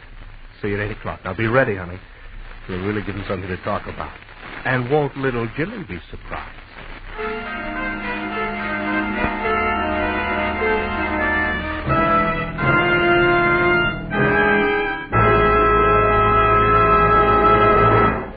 How dangerous a driver are you? Regardless of how many safety rules you observe, you're still taking big chances on your life and the lives of others if you're driving on wet, slippery pavement with smooth, tread-bare tires. What's more, safe new tires probably cost far less than you expect, thanks to the generous trade-in allowance signal dealers are now offering on nationally advertised Lee tires. And when I say Lee, you know that for half a century there has been no tire finer. Today's Lee Super Deluxe tire, for instance, has an extra-wide, extra-flat 8-ribbed tread for added traction, plus extra quantities of rugged cold rubber, which Lee toughens still further with patented Fill Black O. Result, you not only enjoy far quicker stopping and non-skid protection, but also such amazingly long wear. Lee backs this Super Deluxe tire with 2 guarantees: a 15-month road hazard guarantee, plus a lifetime guarantee against defects. So play safe this rainy season. Find out now how little it will cost to replace your smooth, dangerous old tires with safe, rugged new Lee tires, proudly featured and guaranteed by 19,000 dealers throughout America, including all signal service stations.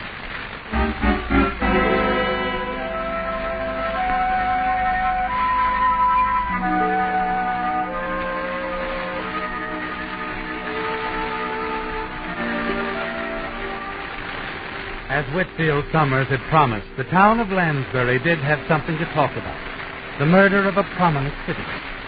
When the Lansbury police found the dead man in the wrecked car at the bottom of the cliff facing near the ocean, their first conclusion was that the victim had met his death as the result of an unfortunate accident, due perhaps to a mud shoulder on the road from the recent torrential rain.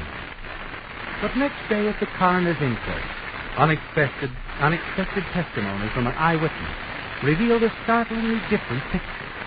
You say, Mr. Wilcox, that you were trying to find Jimmy Bentley. That's right. Whit Summers told me himself to see Bentley regarding the policy covering the fire at Circus Summer. I went to the businessmen's club, and he just left. Later, I went to his office. He wasn't there either. How did you happen to go to Miss Ralston's house last night? One of the girls in the office told me young Bentley was in the habit of calling on Miss Ralston every evening. So I decided to have dinner at the hotel and then take a cab out to her house. And is that what you did, Mr. Wilcox? Yes, sir. When I reached Miss Ralston's cottage, it was quite dark. So I rang the front door bell, but nobody answered. I figured nobody was in and started back to the cab. That's right, Mr. Coroner. I was waiting my cab for him. Proceed, Mr. Wilcox. Well, as I was walking toward the cab, I heard some sounds from the back of the house. I decided to take a look. When I got about halfway back, what I saw stopped me cold. I hid in the side doorway and watched. I saw a man and a woman carrying a body. As they opened the car door, the interior light flashed on, and I recognized this man and this woman. Now, this man got into the car with the body and drove away through the alley. Then this woman followed him in her car. Then what did you do? Well, I notified the police. Thank you, Mr. Wilcox. With your evidence added to that of the police, I'm quite certain the jury will have enough evidence for an indictment of first-degree murder against Myra Ralston and Jimmy Bentley in the killing of Whitfield Summers. Do you care to make any statement, Mr. Bentley? No. You might as well admit it, Jimmy. Mr. Wilcox and the cab driver saw it. We've known you for a long time now. Why did you kill Whitfield Summers? Quite simple. Jimmy and I were in love. Jimmy was next in line to become his inheritance. And we decided that nothing, not even Whit Summers, was going to prevent us from getting it.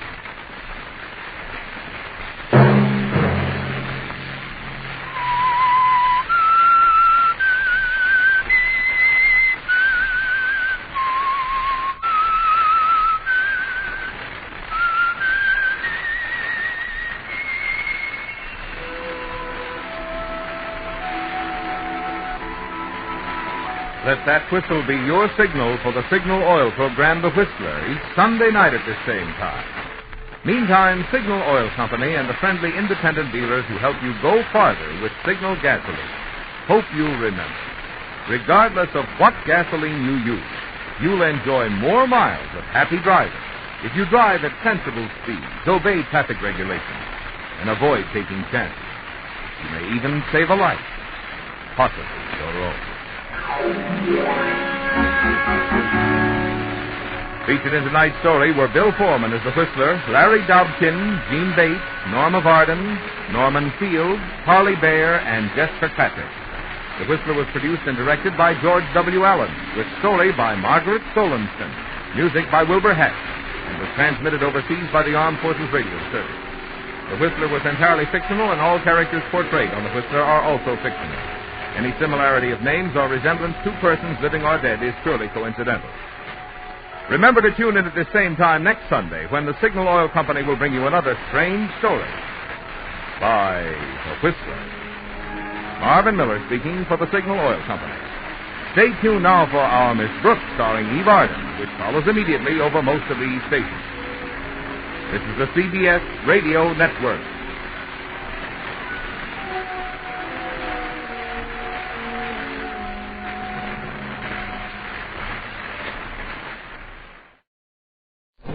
This is Orson Welles, speaking from London.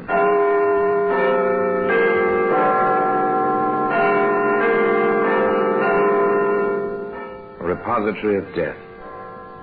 Here in the grim stone structure on the Thames which houses Scotland Yard is a warehouse of homicide, where everyday objects, a pin, a garden hose, a handbag, all are touched by murder.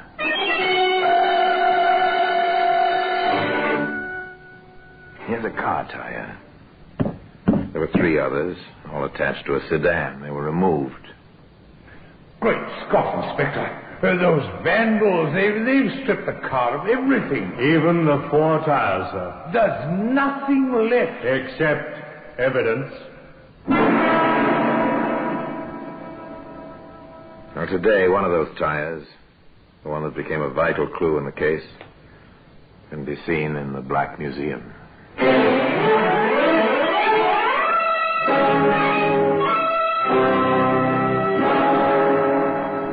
From the annals of the Criminal Investigation Department of the London Police, we bring you the dramatic stories of the crimes recorded by the objects in Scotland Yard's Gallery of Death, the Black Museum.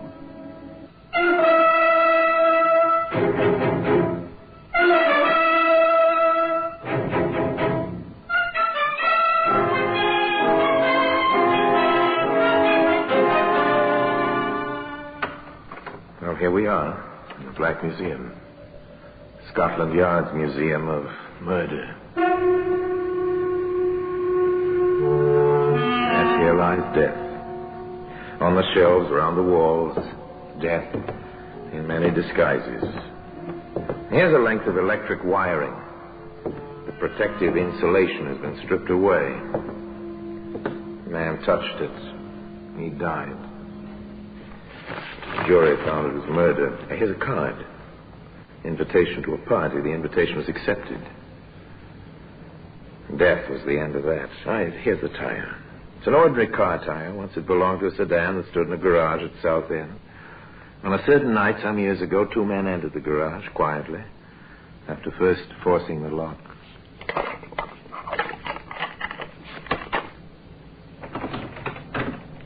There we are, Ted. Good work, Harry. Look at her. Brand sparking new. And she's ours once we get her out of the garage. Quietly does it. I'll take off the brake.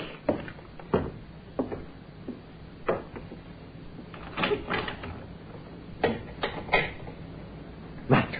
We'll push her out in the street and down the road a bit. Okay, I'm ready. The object of this stealthy midnight visit was a new car. The 2 men pushed the automobile down the slope of the road, jumping in when the car began to gather speed. All right, Harry. Get in. Oh, nice going. Get us started, Ted. Right.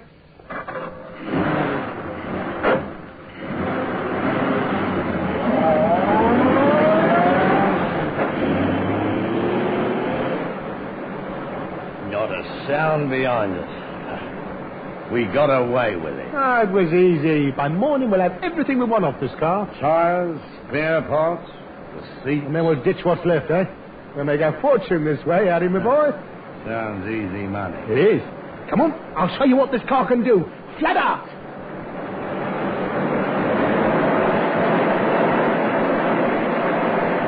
A car traveling fast along the road to Eastwood. Its twin lights cutting beams in the darkness of the night. And a policeman cycling homeward. Hello? What's that up there ahead? What? A man in the center of the roadway. Oh, wait till our lights pick him up clearly. It's a cop. Oh? And he's got his hand up, signaling us to stop. Say, you don't think... What, the word's got out this car's been pinched? Not a chance. And what's this copper doing? Oh, might want to lift down, you never know. There's his bike at the side of the road. Ted, I don't like it. Take it easy, will you? We'll bluff our way out. If he makes trouble, I can handle him. Well, go easy on using that gun. Leave it to me. Good evening, Constable. Anything the matter? I'll have to ask you not to speed like that along this road, sir. Were we speeding? Well, I think you know you were, sir, you know. There's been a number of serious accidents around here lately. Oh, dear. And, may I see your license? My license? Yes, sir. Yeah, funny thing, I'm afraid I don't have it on me, Constable. Then I'll have to request some other means of identification, sir. Well, you know, I haven't anything on me at all. Well, where are you going, sir, and Where have you come from? Well, we're just driving. Is the car yours? No, Constable. The car belongs to me. Oh, I see, sir. Then, would you tell me its number? It's on the front of the car if you want to see it. I know the number, but do you? Well, no, not offhand. As I thought, sir. This is a stolen car. Stolen? You'd both better get out. Now, come on. I'll have to take down some particulars. Yeah. What makes you think you can order us around, eh? Get out, I said. Come on. I want your names. And put that gun away. Say your prayers, copper. Give me that gun. Don't let him take it, Ted. Yeah. I won't, don't worry. You ask for trouble, copper, you're going to get it.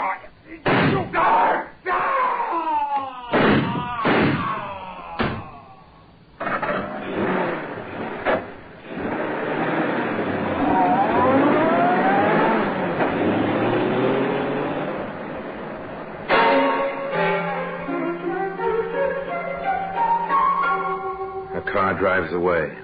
A man lies dead on the roadway. A murder has been committed. Murder of a policeman.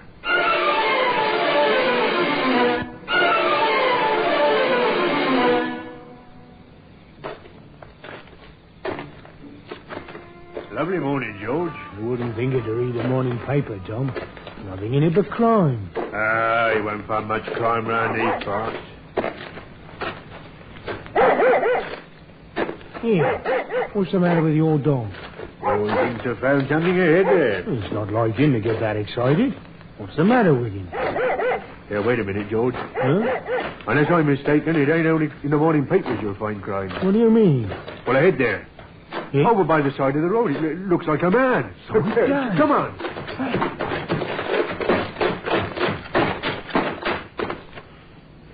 Why, it's Charlie Acker.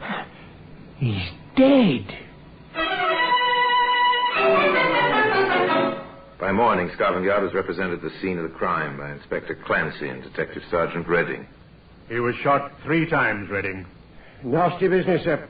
Oh, here's a notebook lying on the ground beside him. Yes, and he was holding a pencil in his right hand. Well, that seems fairly straightforward, sir. He was about to take down some particulars from a person or persons whom he'd met. The evidence suggests that, Sergeant. But wait a minute, Inspector. His torch is here in his pocket. Is it? And there's no street lighting nearby. How could he have been writing?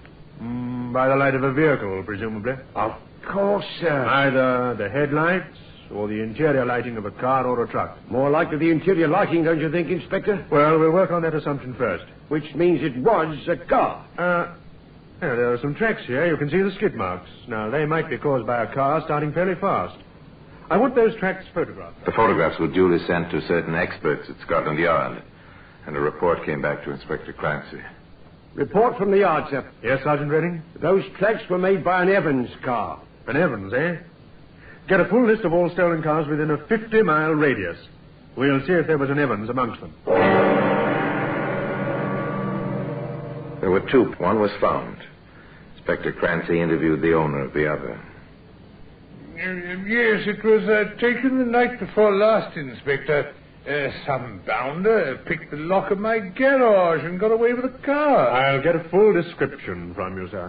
Certainly, but I say, the Scotland Yard doesn't usually go chasing stolen cars, does it? Not usually, eh, Colonel Fentress? Oh, there's something else behind it, is there? Excuse me a moment. Hello, Fentress speaking. Yes. Just a moment. It's for you, Inspector. Thank you, sir. Hello? Yes, Redding? At Raleigh. I see. Yes, I'll come down right away. Something happened, Inspector? An Evans car's been found, sir, abandoned in a ditch outside Raleigh. A new Evans. Index mark TW6120. But that's mine, by Jove. Then you'd better come along, sir. We found the car, the police going over it for fingerprints. Curious crowd gathered around it. It's a vastly different car from the one Colonel Fentress had locked in his garage 2 nights earlier. Great Scott, Inspector, those vandals, they've stripped the car of everything. Even the 4 tires. There's nothing left. Except evidence. Hey, what do you mean, Inspector? This was the car concerned in the murder of Constable Hacker on Eastwood Road. My car? Concerned in that killing? Come with me, Colonel. I'll show you the evidence to prove it. That car is the first link in a long chain at the end of which is the murderer. And a further link is the missing 4 tires, one of which became the vital clue in the case. That tire can be seen today in the Black Museum.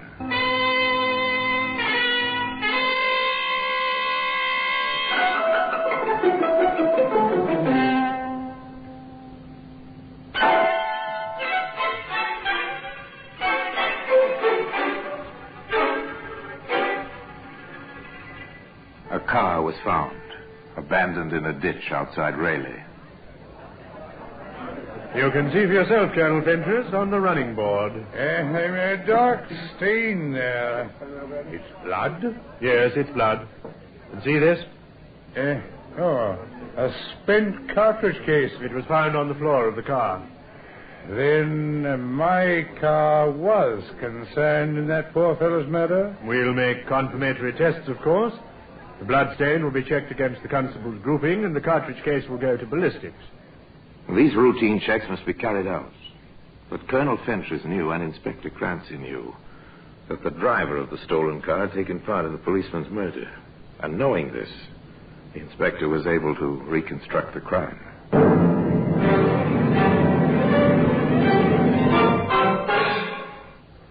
We don't know why Constable Hacker pulled the car up, Sergeant. He was cycling home. Perhaps the Evans car was speeding. Well, whatever the reason, he called on it to halt. And in the process of questioning, he came to realize the car was stolen. He'd have brought out his notebook and pencil to take down some particulars, sir. And for doing that, he was killed. The picture of the crime was clear, but now, how to find the driver of the car? Nothing was known about him. There were no eyewitnesses. One man had seen the driver, and he was dead. Where would they begin searching? We'll begin right here at the car, Sergeant. It's funny about those tires, sir. Very funny. But not only the tires are missing. No, the toolkit's been taken, and the jack, and most of the spare parts. The windscreen wiper's been removed, so have the headlamps and the car radio Colonel Fentress had installed. Vandalism, sir? Well, if it was vandalism, it was well planned, Sergeant. Yeah. Now, there are lorry tracks over there. The stuff was loaded on and driven away. Car stealing, sir, for spare parts and tires. A very profitable pastime. Now, what was taken out of this car would probably be worth £200-300 on the second-hand market. Black market, sir, for the tires. I wonder who handles second-hand parts and tires around this district. Come on. Where to, Inspector? The nearest garage.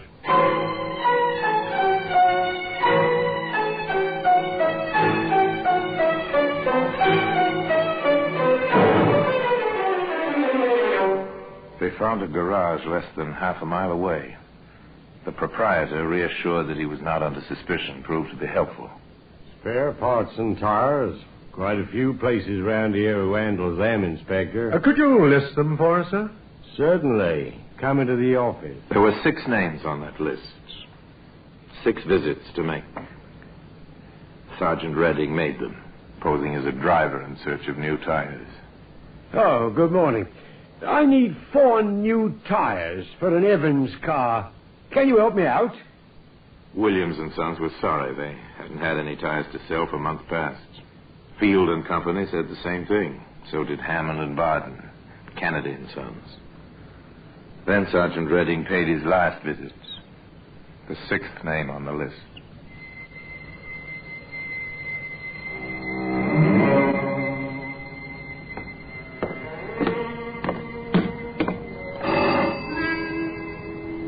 A small motor workshop on the road out of Eastwood.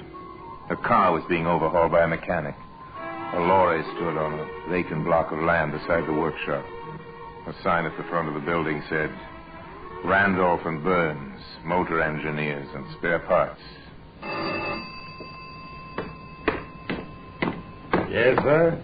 I need 4 new tires for an Evans car. Can you help me out? An Evans? Do you own an Evans car? Oh, not me, chum, no. That's for the governor. I've been everywhere trying to get these tires. Well, I might be able to set you up. Of course, they're in short supply. We'll pay whatever you ask for them. Okay. Ted? Oh, Jack? Here a minute, will you? What is it? Fella here wants to buy some Evans tires. Oh? Chauffeur, aren't you, mate? Yeah, that's right. Well, you can set him up, can't we? No, we can't. But Ted, he'll pay the right I price. tell you we can't. We can't set him. How can we when we haven't seen an Evans tire in months? But Ted... People just don't bring us second-hand tires anymore, mister. Sorry.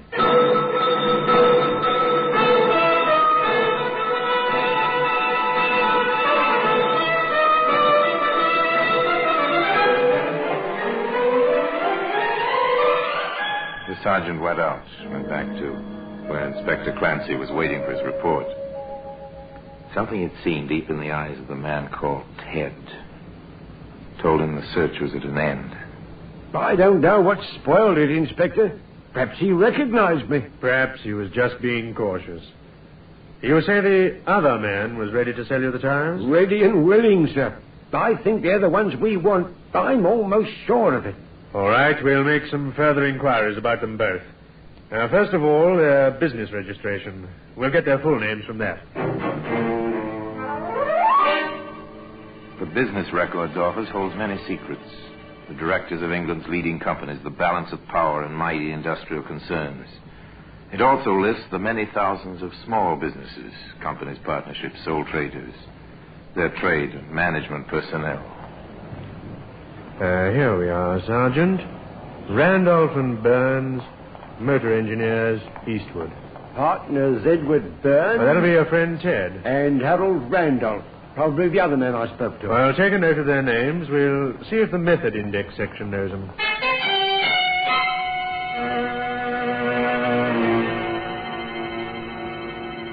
The method index section at Scotland Yard. That's a vast room of records. The walls are lined solidly with filing cabinets. Here are the details of all the crimes, from murder to petty theft.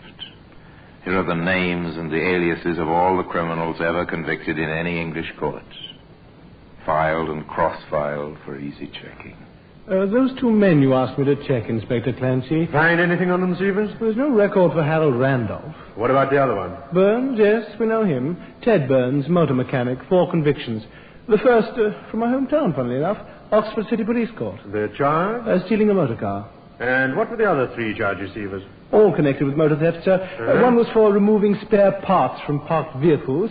Another time he was convicted for selling a stolen car. That's all I want. Thank you, Stevens. Inspector Clancy and Sergeant Redding drove back to Eastwood. On the road there, about 50 yards from the motor workshop, they waited. They saw 2 mechanics leave at 5:30 on their way home. Then, a few minutes later... There he is, Inspector. That's Harry Randolph. And he's alone.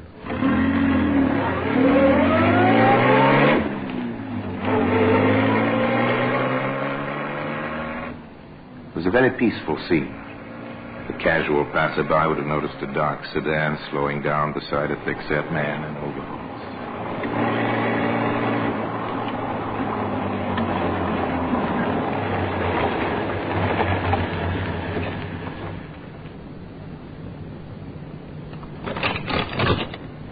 Mr. Randolph? Yeah? Oh, it's you. Still after them tires, eh? In a manner of speaking, sir. This is Inspector Clancy from Scotland Yard. Scotland Yard? Get in, Mr. Randolph. No, not me, Inspector. Now, you've got nothing against me. On the contrary, we have a great deal against you. Get in.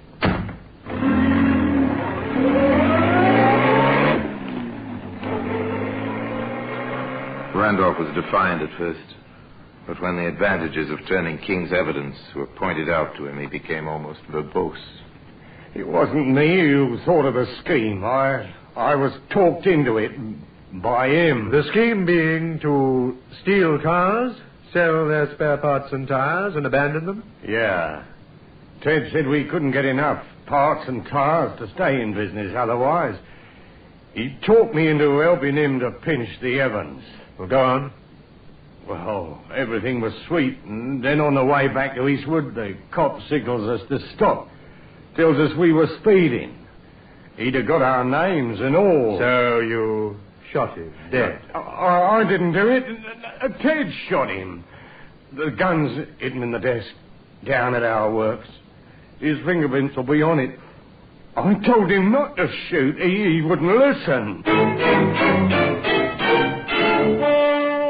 We took the lorry down and got everything we could from the car and brought it back. And where is that stuff now? Well, some of it we sold, and 3 of the tires went off late today. I would have sold the lot to the copper here, but Ted was wise to him. He can smell coppers. 3 were sold. Then 1 tire is left on the premises? Yeah. But listen, won't you? I might have helped to pinch the car, but I'd nothing to do with the murder. Ted did that. He shot the copper. A report on the tyre we found on the premises, sir. It comes from an Evans car, all right, and matches the tracks near Constable Hacker's body. Then our case is complete, Sergeant. The gun was found, the fingerprints on the wheel rims belong to Randolph and Burns, and now the tyre.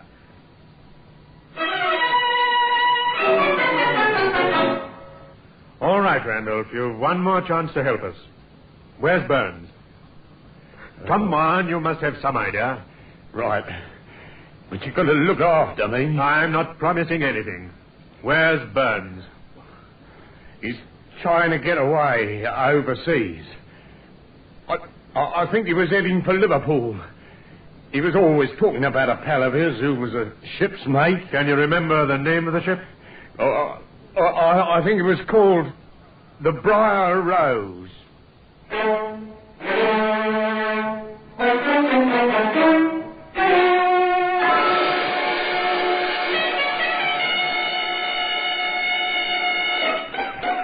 I have reason to believe your name is Ted Burns. Ted what? You got the wrong man, Sam. I don't think so, Mr. Burns. I have here a warrant for your arrest on a charge of murder. Hey, you got nothing on me? You got no evidence? Oh, yes, we have, Mr. Burns. All the evidence we need. And today that tire occupies a place in the Black Museum.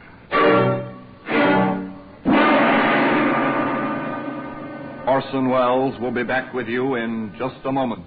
The murder of Constable Hacker on the lonely Eastwood Road was solved by the patient methods of Scotland Yard and by the talking of Harry Randolph, whose verbosity put him behind bars for many years to come and brought his unholy friend Ted Burns to the last walk and the end of a rope one morning at 8 o'clock. A crook's plan misfired into murder, and neither Burns nor Randolph had the talent for outwitting the men of the yard. So it was that another chapter of murder was closed. Another record added to the method index section. And another exhibit, the car tire, was added to the Black Museum. And now until we meet next time in the same place and I tell you another story about the Black Museum, I remain as always obediently yours.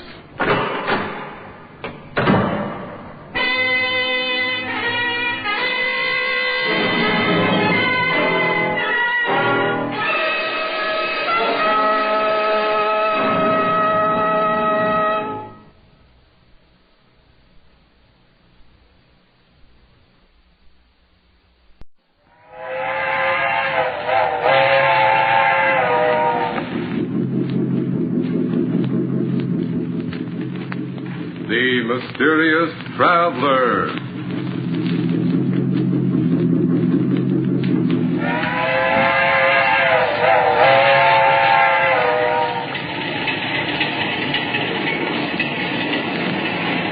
This is the Mysterious Traveler, inviting you to join him on another journey into the realm of the strange and terrifying.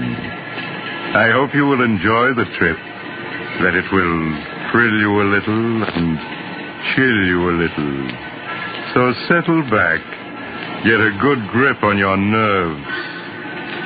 I hope it's not making you nervous, being alone with me here in the dark. Darkness stirs strange terrors in some minds, particularly those of children. For children live in a world of their own, a world far removed from that of adults. Who among us knows the psychology of the child mind, with its devious thoughts and actions, as in the tale of The Good Die Young.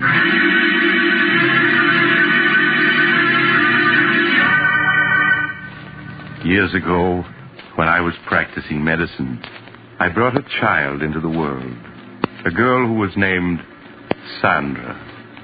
In the years that followed, she grew into an extremely beautiful and clever child. But my story begins the day that Martha, the housekeeper, was finishing her duties for the last time. Sandra, come in here. I want to see you. Sandra! Were you calling me, Martha? Yes. I told you to come right home after school. Where have you been? Oh, I'm sorry, Martha. I didn't hear you tell me to come home right after school. I'm sorry, truly I am. Save your acting for your father, young lady. It hasn't fooled me for a long time. Sandra, since your mother died, you're becoming more and more of a problem every day. Well, at least after tonight, I won't have to put up with your lies and your 1,001 little tricks. What do you mean, Martha? Your father won't be needing a housekeeper anymore. I'm leaving tonight. But why? Well, I'm not supposed to tell you. You may as well know now as later. Your father is bringing home a new mother for you tonight. A new mother? Yes, he's just married again. But I don't want a new mother. Daddy and I don't need anyone else. We're happy the way we are. Sandra, stop screaming. I won't have it, do you hear? I won't have it. Your new mother's a very fine woman. I met her last night. I hate her. Daddy's mine and no one else's. She hasn't any right to him. If you don't stop that screaming, I'll tell your father when he comes home tonight. Oh, no, don't do that. I'll be good. But I hate her, and I always will. I'll never stop hating her. That's a fine way to talk. Perhaps I ought to warn the poor woman about Sandra. No, then it's none of my business. Besides, she'll find out about her soon enough.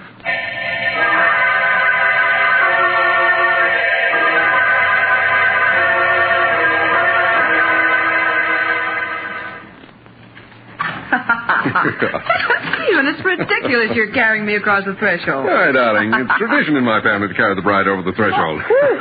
There you are. Oh, Stephen, what a lovely house. Mm-hmm. Oh, you haven't seen the best part of it yet. Sandra. Do you think she'll like me, Stephen? I do so want her to. Of course she will. Perhaps you should have told her about us, instead of breaking it to her so unexpectedly like Oh, this. nonsense, Helen. I know my daughter. She's a wonderful child. And she'll fall madly in love with you at the first sight, just as her father did. Sandra, where are you? Daddy. Daddy, you're home early. Oh, I'm so glad. How are you, darling? Oh, Daddy. I have a surprise for you. A surprise? Mm-hmm. Sandra, this is Helen. Helen, I want you to meet my daughter, Sandra. Hello, Sandra. Hello. Darling, the surprise I just mentioned is Helen. We were married this afternoon. That means that Helen is now your mother. Oh, Daddy, that's wonderful. Now I'll have a mother just like all the other girls do. Oh, I'm so glad. So am I, Sandra. And I'm sure we're all going to be very happy together. Of course we are.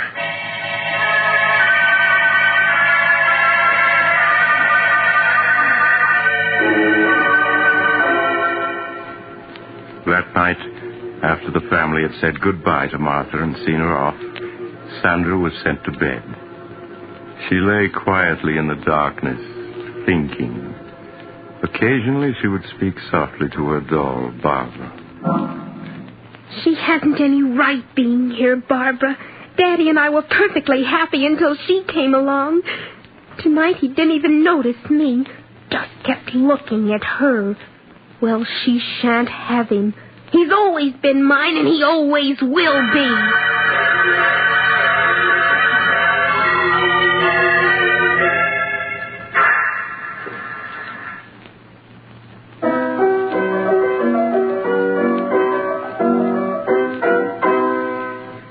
There. That's enough of that. Now, let me see.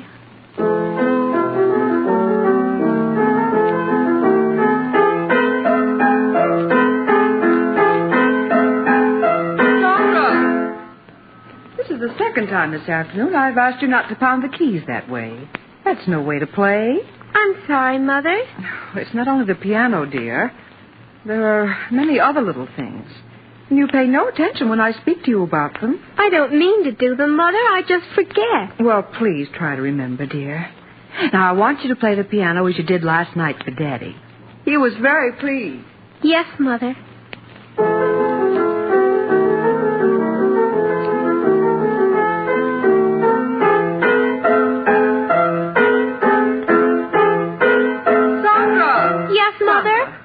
I thought I asked you to stop pounding the piano like that. But, Mother, I was just composing a new piece for Daddy.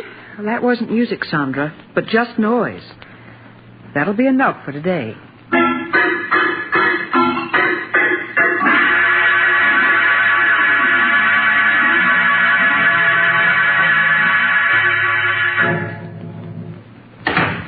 Hello, beautiful.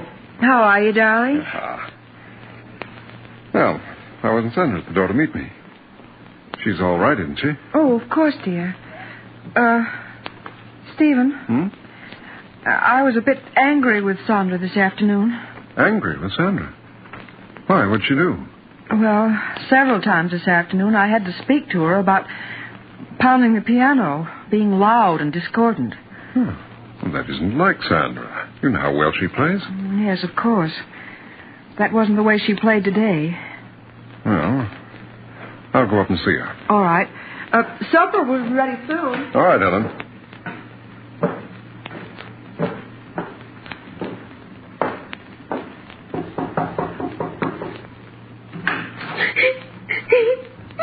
Why, Sandra, what's this? Oh, Daddy, Daddy. What's wrong? You'll never cry. I was only trying to compose a new piece for your birthday next month. A new piece for my birthday? Yes, I wanted to surprise you. Oh, there, dear.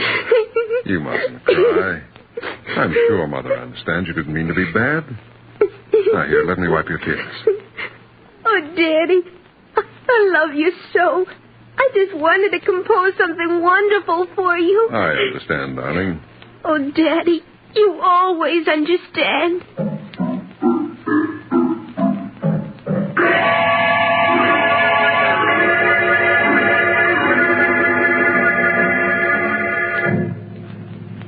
Is supper ready, dear? Mm-hmm.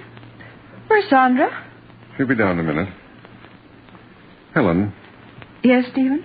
She really didn't mean to pound on the piano and get on your nerves.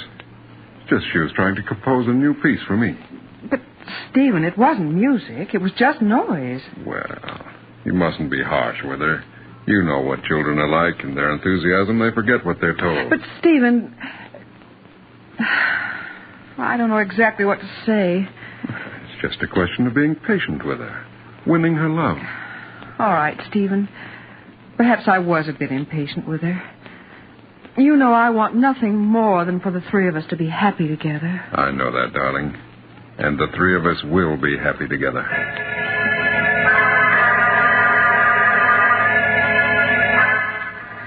In the weeks that followed, Helen tried to overlook Sandra's slamming of doors, and constant droppings of objects, and other nerve-wracking incidents.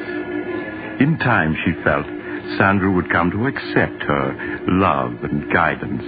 It was just a matter of patience. Sandra, is that you? Yes, Mother. Please sit down, dear. I want to talk to you. All right, but do hurry. Daddy will be home soon. Sandra, every day I've been giving you milk money for school. Why haven't you been buying milk with that money? But I have been, Mother. Now, please, Sandra, I won't punish you. I just want to know what you've been doing with that money. I've been buying milk with it. Please, Sandra. Mrs. Gordon, your teacher, told me you haven't bought milk for almost a month now. But I have. She just doesn't Sandra, happen to... I won't have you lying to me. Now, that's your father. We'll see what he has to say about this. You don't understand. You just don't understand. Stephen? Hello, darling. Sandra, what are you crying about? I'm sorry, Stephen, but Sandra's been misbehaving. I think you'd better speak to her. You just don't understand. What's she done, Helen? Mrs. Gordon, her teacher, told me today that for the past month, Sandra hasn't been buying milk with her milk money. Is that true, Sandra? What's worse, Stephen, when I asked Sandra about it, she lied and said that she had been buying milk at school. Well, Sandra, it isn't like you to lie about things. I didn't mean to lie about it. I just wanted to keep it a surprise. What a surprise. Your birthday present. Oh? I saved my milk money so that I could buy you a pipe. It's here in this box. Sandra, you know I'd have given you money to buy a birthday present for Daddy. It isn't the same thing. I wanted to buy him a present with my own money. Oh, I'm sorry, Sandra. Only you might have told me about it when I asked you. And then it wouldn't have been a real surprise.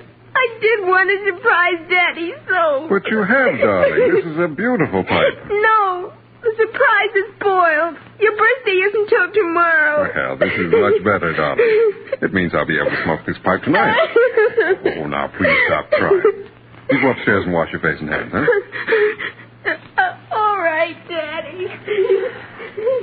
I'm sorry, Stephen, but I had no idea what she'd done with the money, and she did lie when I asked her about it. Well, if you don't have a little more faith in her, Helen, I know it's difficult to understand her times, but that's because as a child she looks at things differently. I'm sorry, Stephen, if you think I failed with her. Oh, but you haven't, Helen. I'm sure that in time she'll come to love you as much as she loves me. I don't know, Stephen. I often wonder about that.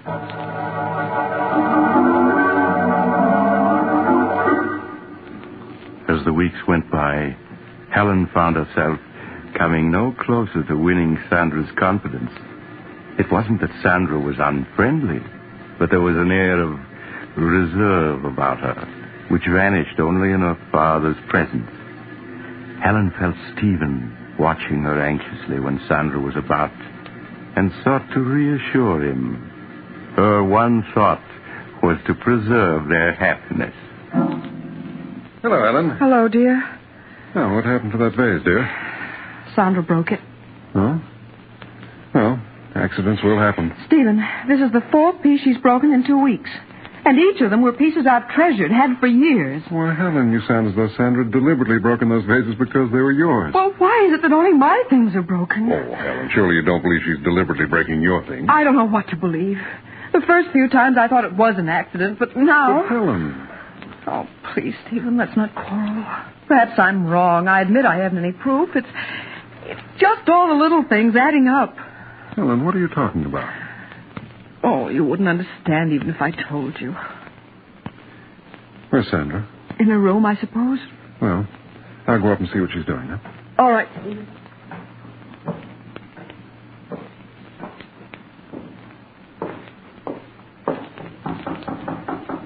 Sandra, it's Daddy. Are you in your room?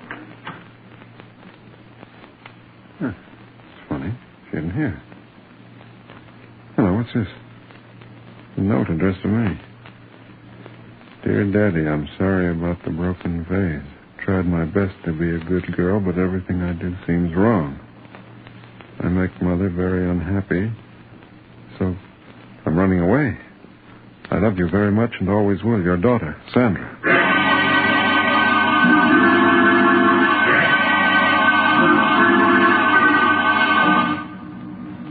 After searching vainly for an hour in the dark and cold, Stephen returned and notified the police. All through the long hours of the night, he and Helen sat up, not saying a word, each afraid to speak, for fear of what might be said. As the first rays of dawn showed, the doorbell rang. Stephen rushed to answer. Mr. Hammond? Sandra. Oh, Daddy. Darling, everything's all right now. I'm police matron from the 55th Street station, Mr. Hamilton. One of the officers on the force just found her. Thank you. Thank you very much for bringing her home. Oh, that's all right, Mr. Hamilton. It's our job. Goodbye. Goodbye. There, dear. Don't cry. Oh, Daddy, it was so dark out there. And I thought I'd never see you again. Well, what a thing to say. How do you feel, Sandra? Do you want me to take her, Stephen, and put her to bed? No, I'll do it, Helen. All right, Stephen. Just as you say.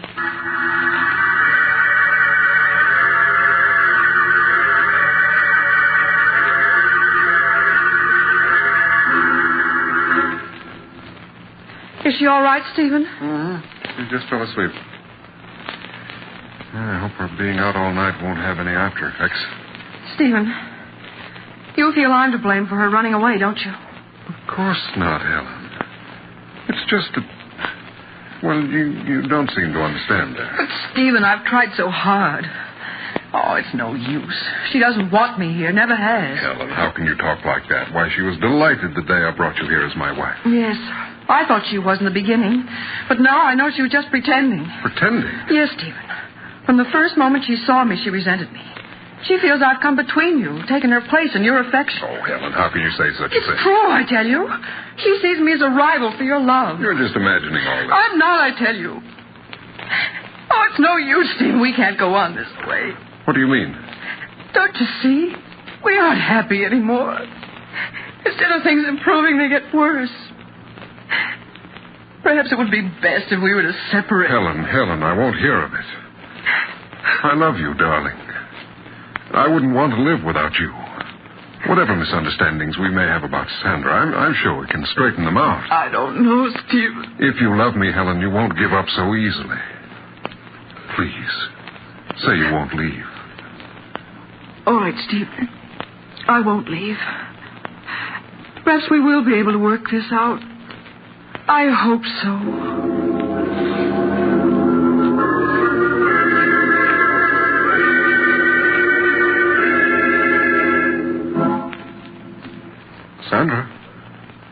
Sandra, you awake, darling?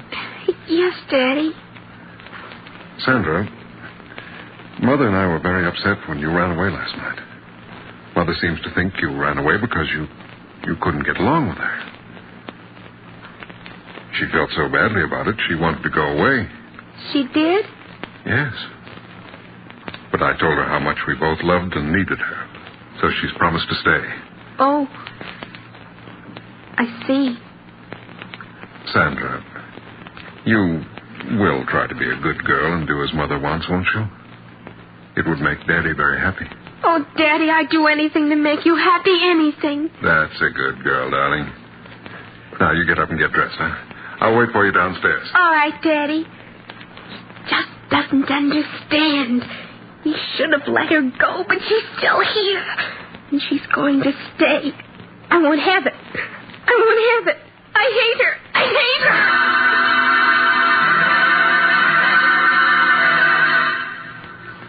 A week passed. A week in which Sandra's behavior pleased Helen no end.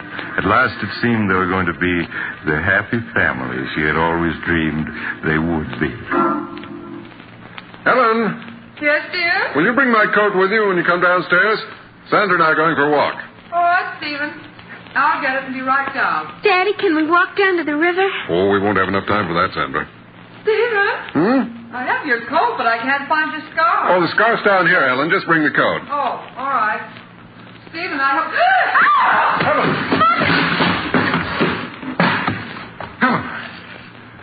Helen, are you all right? Helen, speak to me. Daddy, is she dead? No, Sandra, don't talk like that. Quick, phone Dr. Smith at once.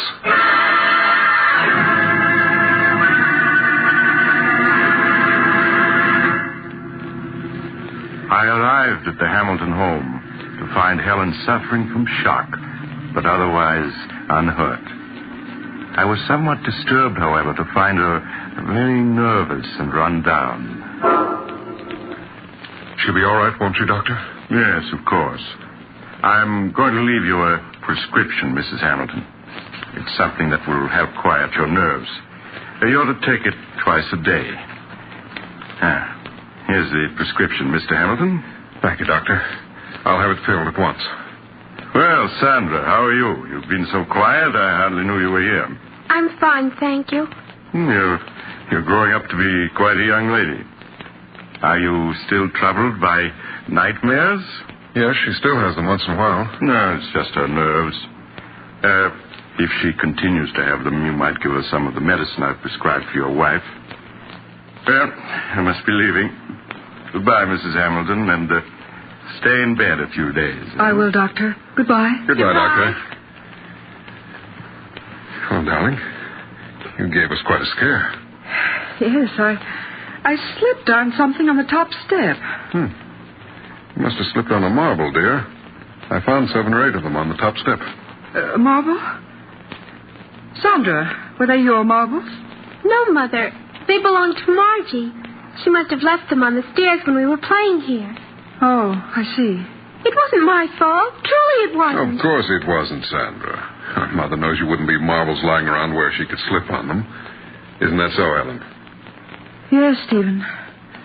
I'm sure Sandra wouldn't want anything to happen to me.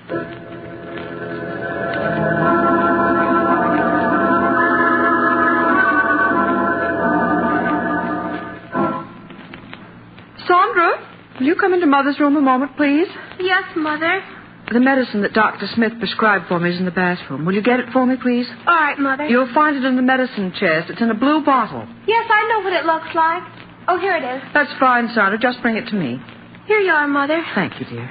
Oh, Sandra, this isn't the medicine that Dr. Smith prescribed for me. Didn't you read the label? This bottle has poison in it. Poison? Well, yes. It's right here in red letters on the label. Oh, I'm sorry, but this bottle is blue, too. It looks just like the one with your medicine. Yes, it does at that. Now, I'll put this bottle of poison back and get me my medicine. Yes, Mother. I'll have to get rid of that poison. It's too dangerous to keep in the medicine chest. Would have been awful if you took the poison, wouldn't it, Mother? Or you might have died.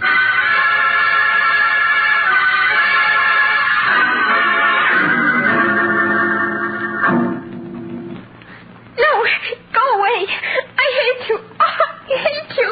He's mine. You shan't have him. He's mine. We don't want Darling, you. We don't want you. Wake up. You're having a nightmare. Oh, Daddy. Don't leave me.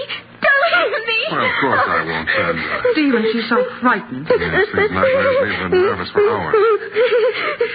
Darling, there's nothing to cry about now. Oh, Daddy, I was so frightened. Come here a moment, will you, please? All right, Ellen. Oh, Daddy, don't leave me. No, Sandra. I'm not going to leave you. I'm just going to see what Mother wants. What is it, Ellen? Stephen, Dr. Smith said if she had a nightmare, some of the medicine he prescribed for me would help her. Well, Sandra doesn't like taking medicine. But this medicine's very easy to take, and it'll have her asleep in no time. If you think it's best. Yes, I'm sure it is. Now, you go back to Sandra while I get the medicine and a glass. All right, Ellen. Now, Sandra, you must stop your crying. Daddy's here. Don't go away, Daddy. I want you to stay with me. Of course I'll stay with you. What were you dreaming about, dear? I don't know. It was all so mixed up. Oh, Daddy, will you always love me more than anybody else in the world? Of course. Now, stop your crying. All right, Stephen, I have it. Now, if you just have Sandra sit up. Come on, darling. Sit up now. That's it. What's Mother doing? She's pouring you some medicine. It'll help you sleep, darling. Medicine? Yes. It's the same medicine Mother takes for her own nerves. No, I don't want it. Now, please, Sandra. It'll make you feel much better. No, don't come near me. I don't want it. Sandra, Mother takes it twice a day. There's nothing to it. No, I won't take it. I won't. Perhaps you'd better let it go, Helen. Nonsense, Stephen. She'll have us up all night if she doesn't take it. All right. Now, Sandra, stop being a baby and take this medicine. No, Daddy, don't let her make me take it. Don't let her. Sandra, are you going to let me give you this quietly, or do I have to make you take it? No, it'll kill me. I know it will. Here, let me hold your head. That's it. No. Now, Sandra, stop clenching your teeth. Oh, Open your mouth, do you hear? Daddy, don't let her. There, you've taken it. All this fuss over nothing. Helen, she's talking. Daddy, it burns. Sandra, what's wrong? It's burning me, Daddy. Help me. Help me, I can't breathe. Helen, quick. Call Dr. Smith. Tell him it's an emergency.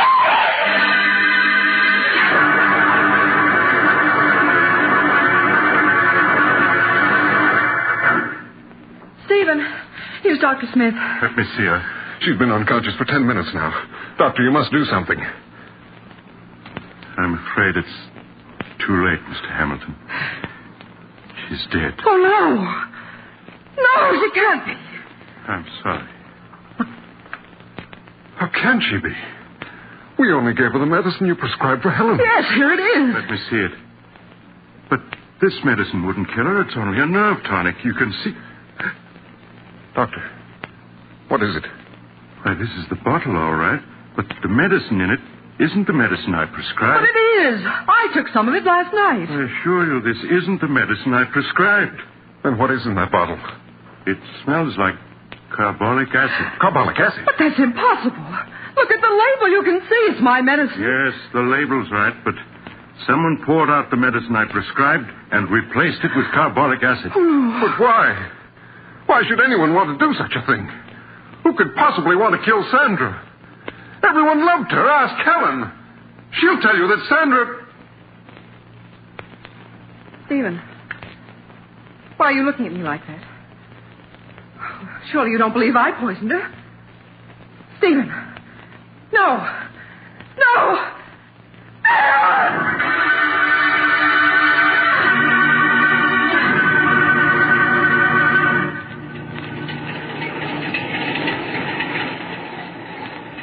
This is the mysterious traveler again.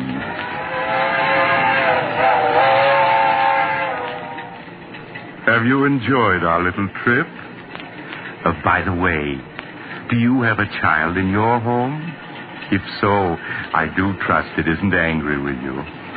You can't be too careful with children. Why, I recall another child who, after being punished by his parents, took a razor and... Oh, you're getting off at the next stop. I'm sorry. Perhaps you'll join me again soon. I take this same train every week at the same time.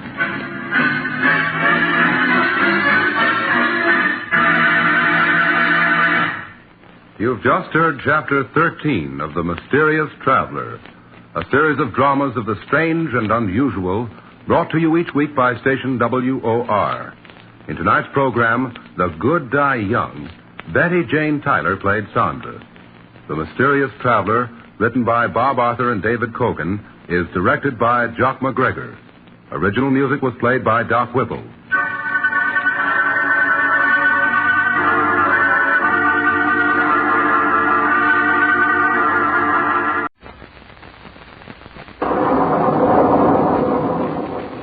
The Strange Dr. Weird.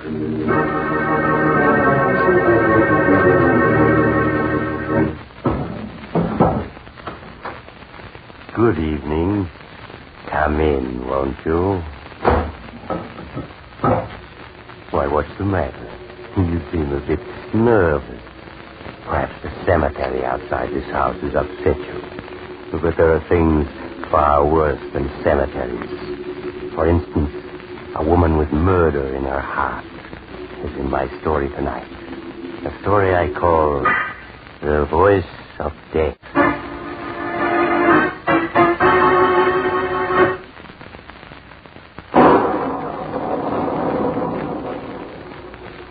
My story, The Voice of Death, begins in the snow-covered wilderness of Canada. In a high, narrow canyon, a man and woman on skis sit resting on the trunk of a fallen tree, catching their breath. Blanche, I can't tell you how sorry I am that Uncle John didn't leave you anything in his will. Well, there's nothing to be sorry about, Gerald. After all, I was only your Uncle John's second cousin. Well, I only wish Jane and Dan had taken it as well. They certainly were downcast after reading the will this morning. Well, naturally. They were your uncle's niece and nephew, too, and they had hoped to share the estate with you. You can't blame them for being disappointed. No. I suppose not. We'd better be starting back to the lodge. I can see you're a little uneasy about being in this canyon. Well, isn't it a bit dangerous being here? Look at the way the snow's piled up above us on both slopes of this canyon. If there was a snowslide, we'd be buried alive. This isn't that dangerous. Of course, a loud noise or someone shouting might start a slide. Come along. There's some sort of scientific explanation for that, isn't there? I mean, vibrations set up by the voice? Yes, that's right. I've often stood outside the mouth of the canyon and started snowslides in here by shouting. Snowslide must be quite a sight. Hundreds of tons of snow roaring and crashing down. Oh, it is. Well, you can breathe easily now. We're out of danger. Oh, dear. Blew something? Oh, yes, my camera. I think I left it back on the trunk of the tree we were sitting on. Oh, Gerald, would you mind getting it for me? No, of course not, Blanche. You say it's on the trunk of the tree? Yes, that's right. Do you see it, Gerald? No, Blanche, I don't. Well, perhaps it fell into the snow. Look around. I am looking, but I don't see any sign of it. Perhaps it isn't in it. Blanche, the snow! It's not inside! Gerald, run this way!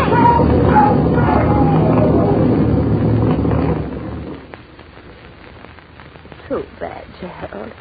But that's what happens to people who stand between me and $1 million.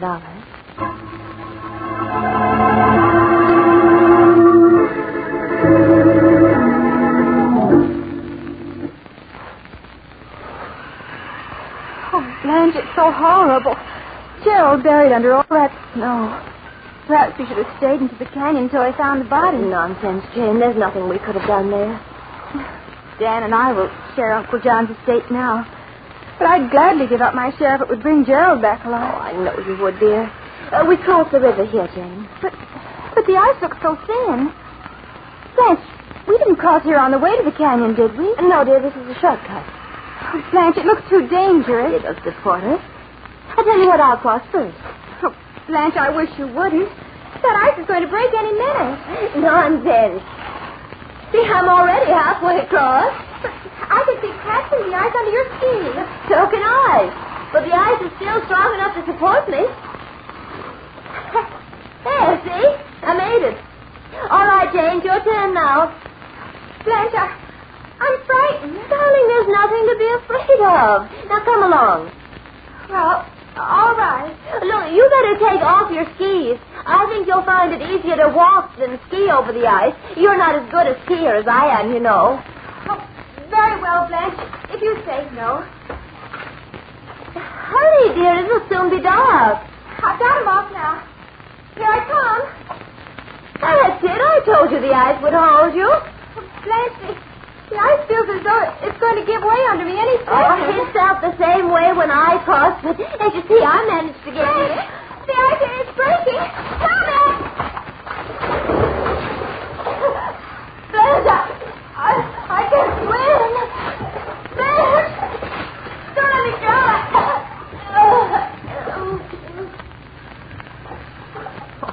Poor Jane.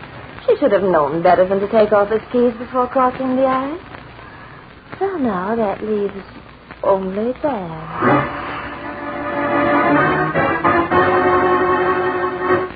Will Blanche succeed in getting rid of Dan? Will she get Uncle John's estate? Will Dr. Weird be back to tell us about the rest of this chilling tale? Yes, I'll be back.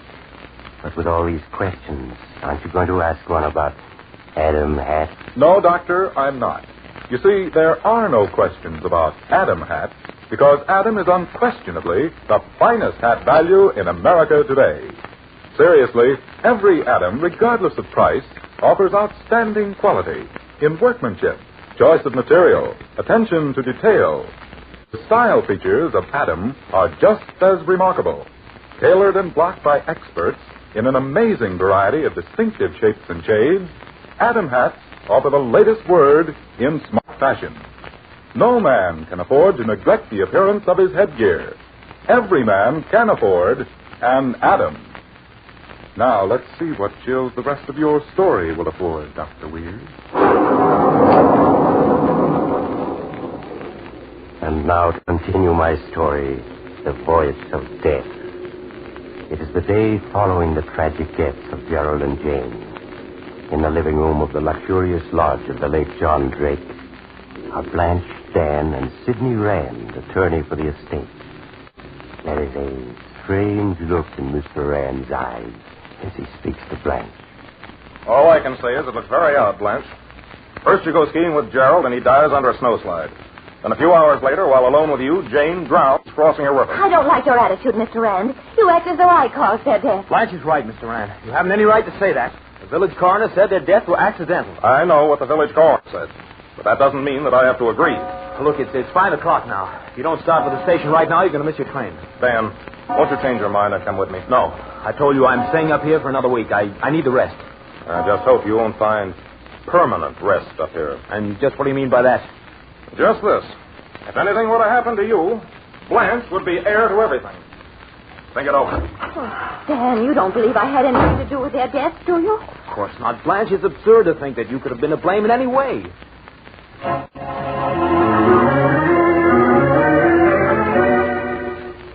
4 days passed. Days in which steadily falling snow kept Blanche and Dan cooped up in the lodge. With each day that passed, Blanche seemed increasingly nervous and jumpy, for no reason that was apparent to Dan. When the 5th day dawned bright and fair, Dan suggested a long ski run, and Blanche eagerly agreed.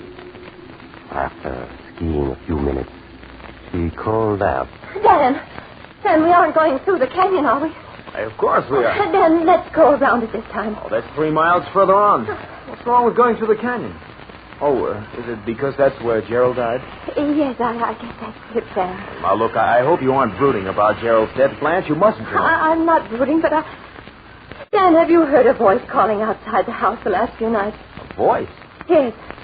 I've waked up several times thinking I heard Gerald's voice calling out in the storm. Oh, Blanche, look, you heard the wind howling. Now, come on, will you? You've got to get through the canyon. That's the only way to conquer your nerves.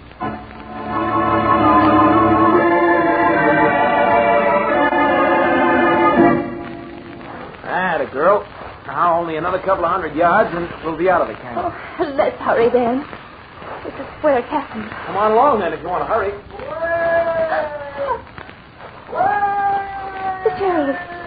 Gerald's voice. Blanche, come on.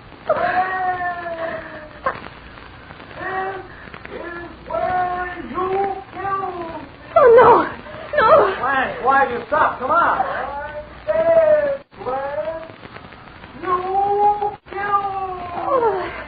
Oh, I don't hear anything. I don't. It's just my imagination. Blanche, come along. Oh, no.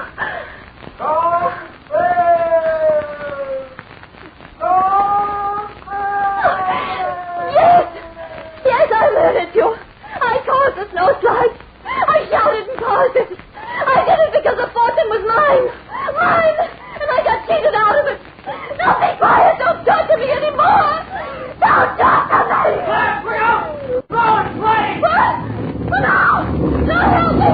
Help me.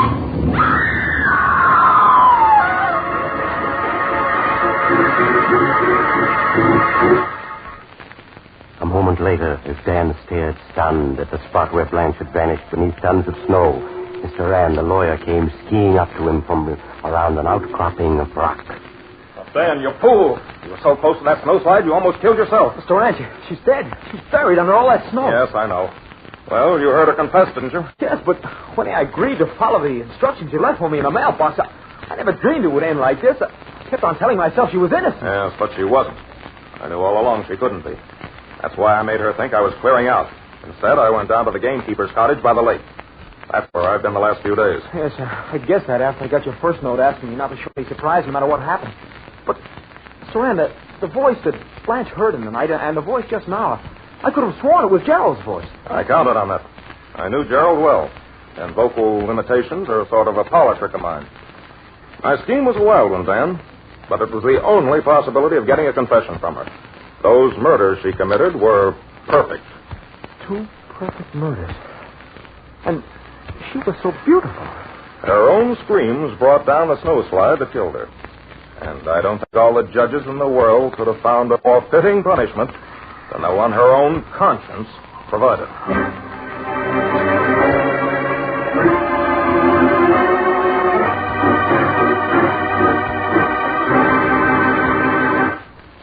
Too bad about poor Blanche, wasn't it? It looks as though the man who said the female of the species is more deadly than the male knew what he was talking about. By the way, if you're an heir and you know someone who stands to gain by your death, I'd be very careful to stay away from...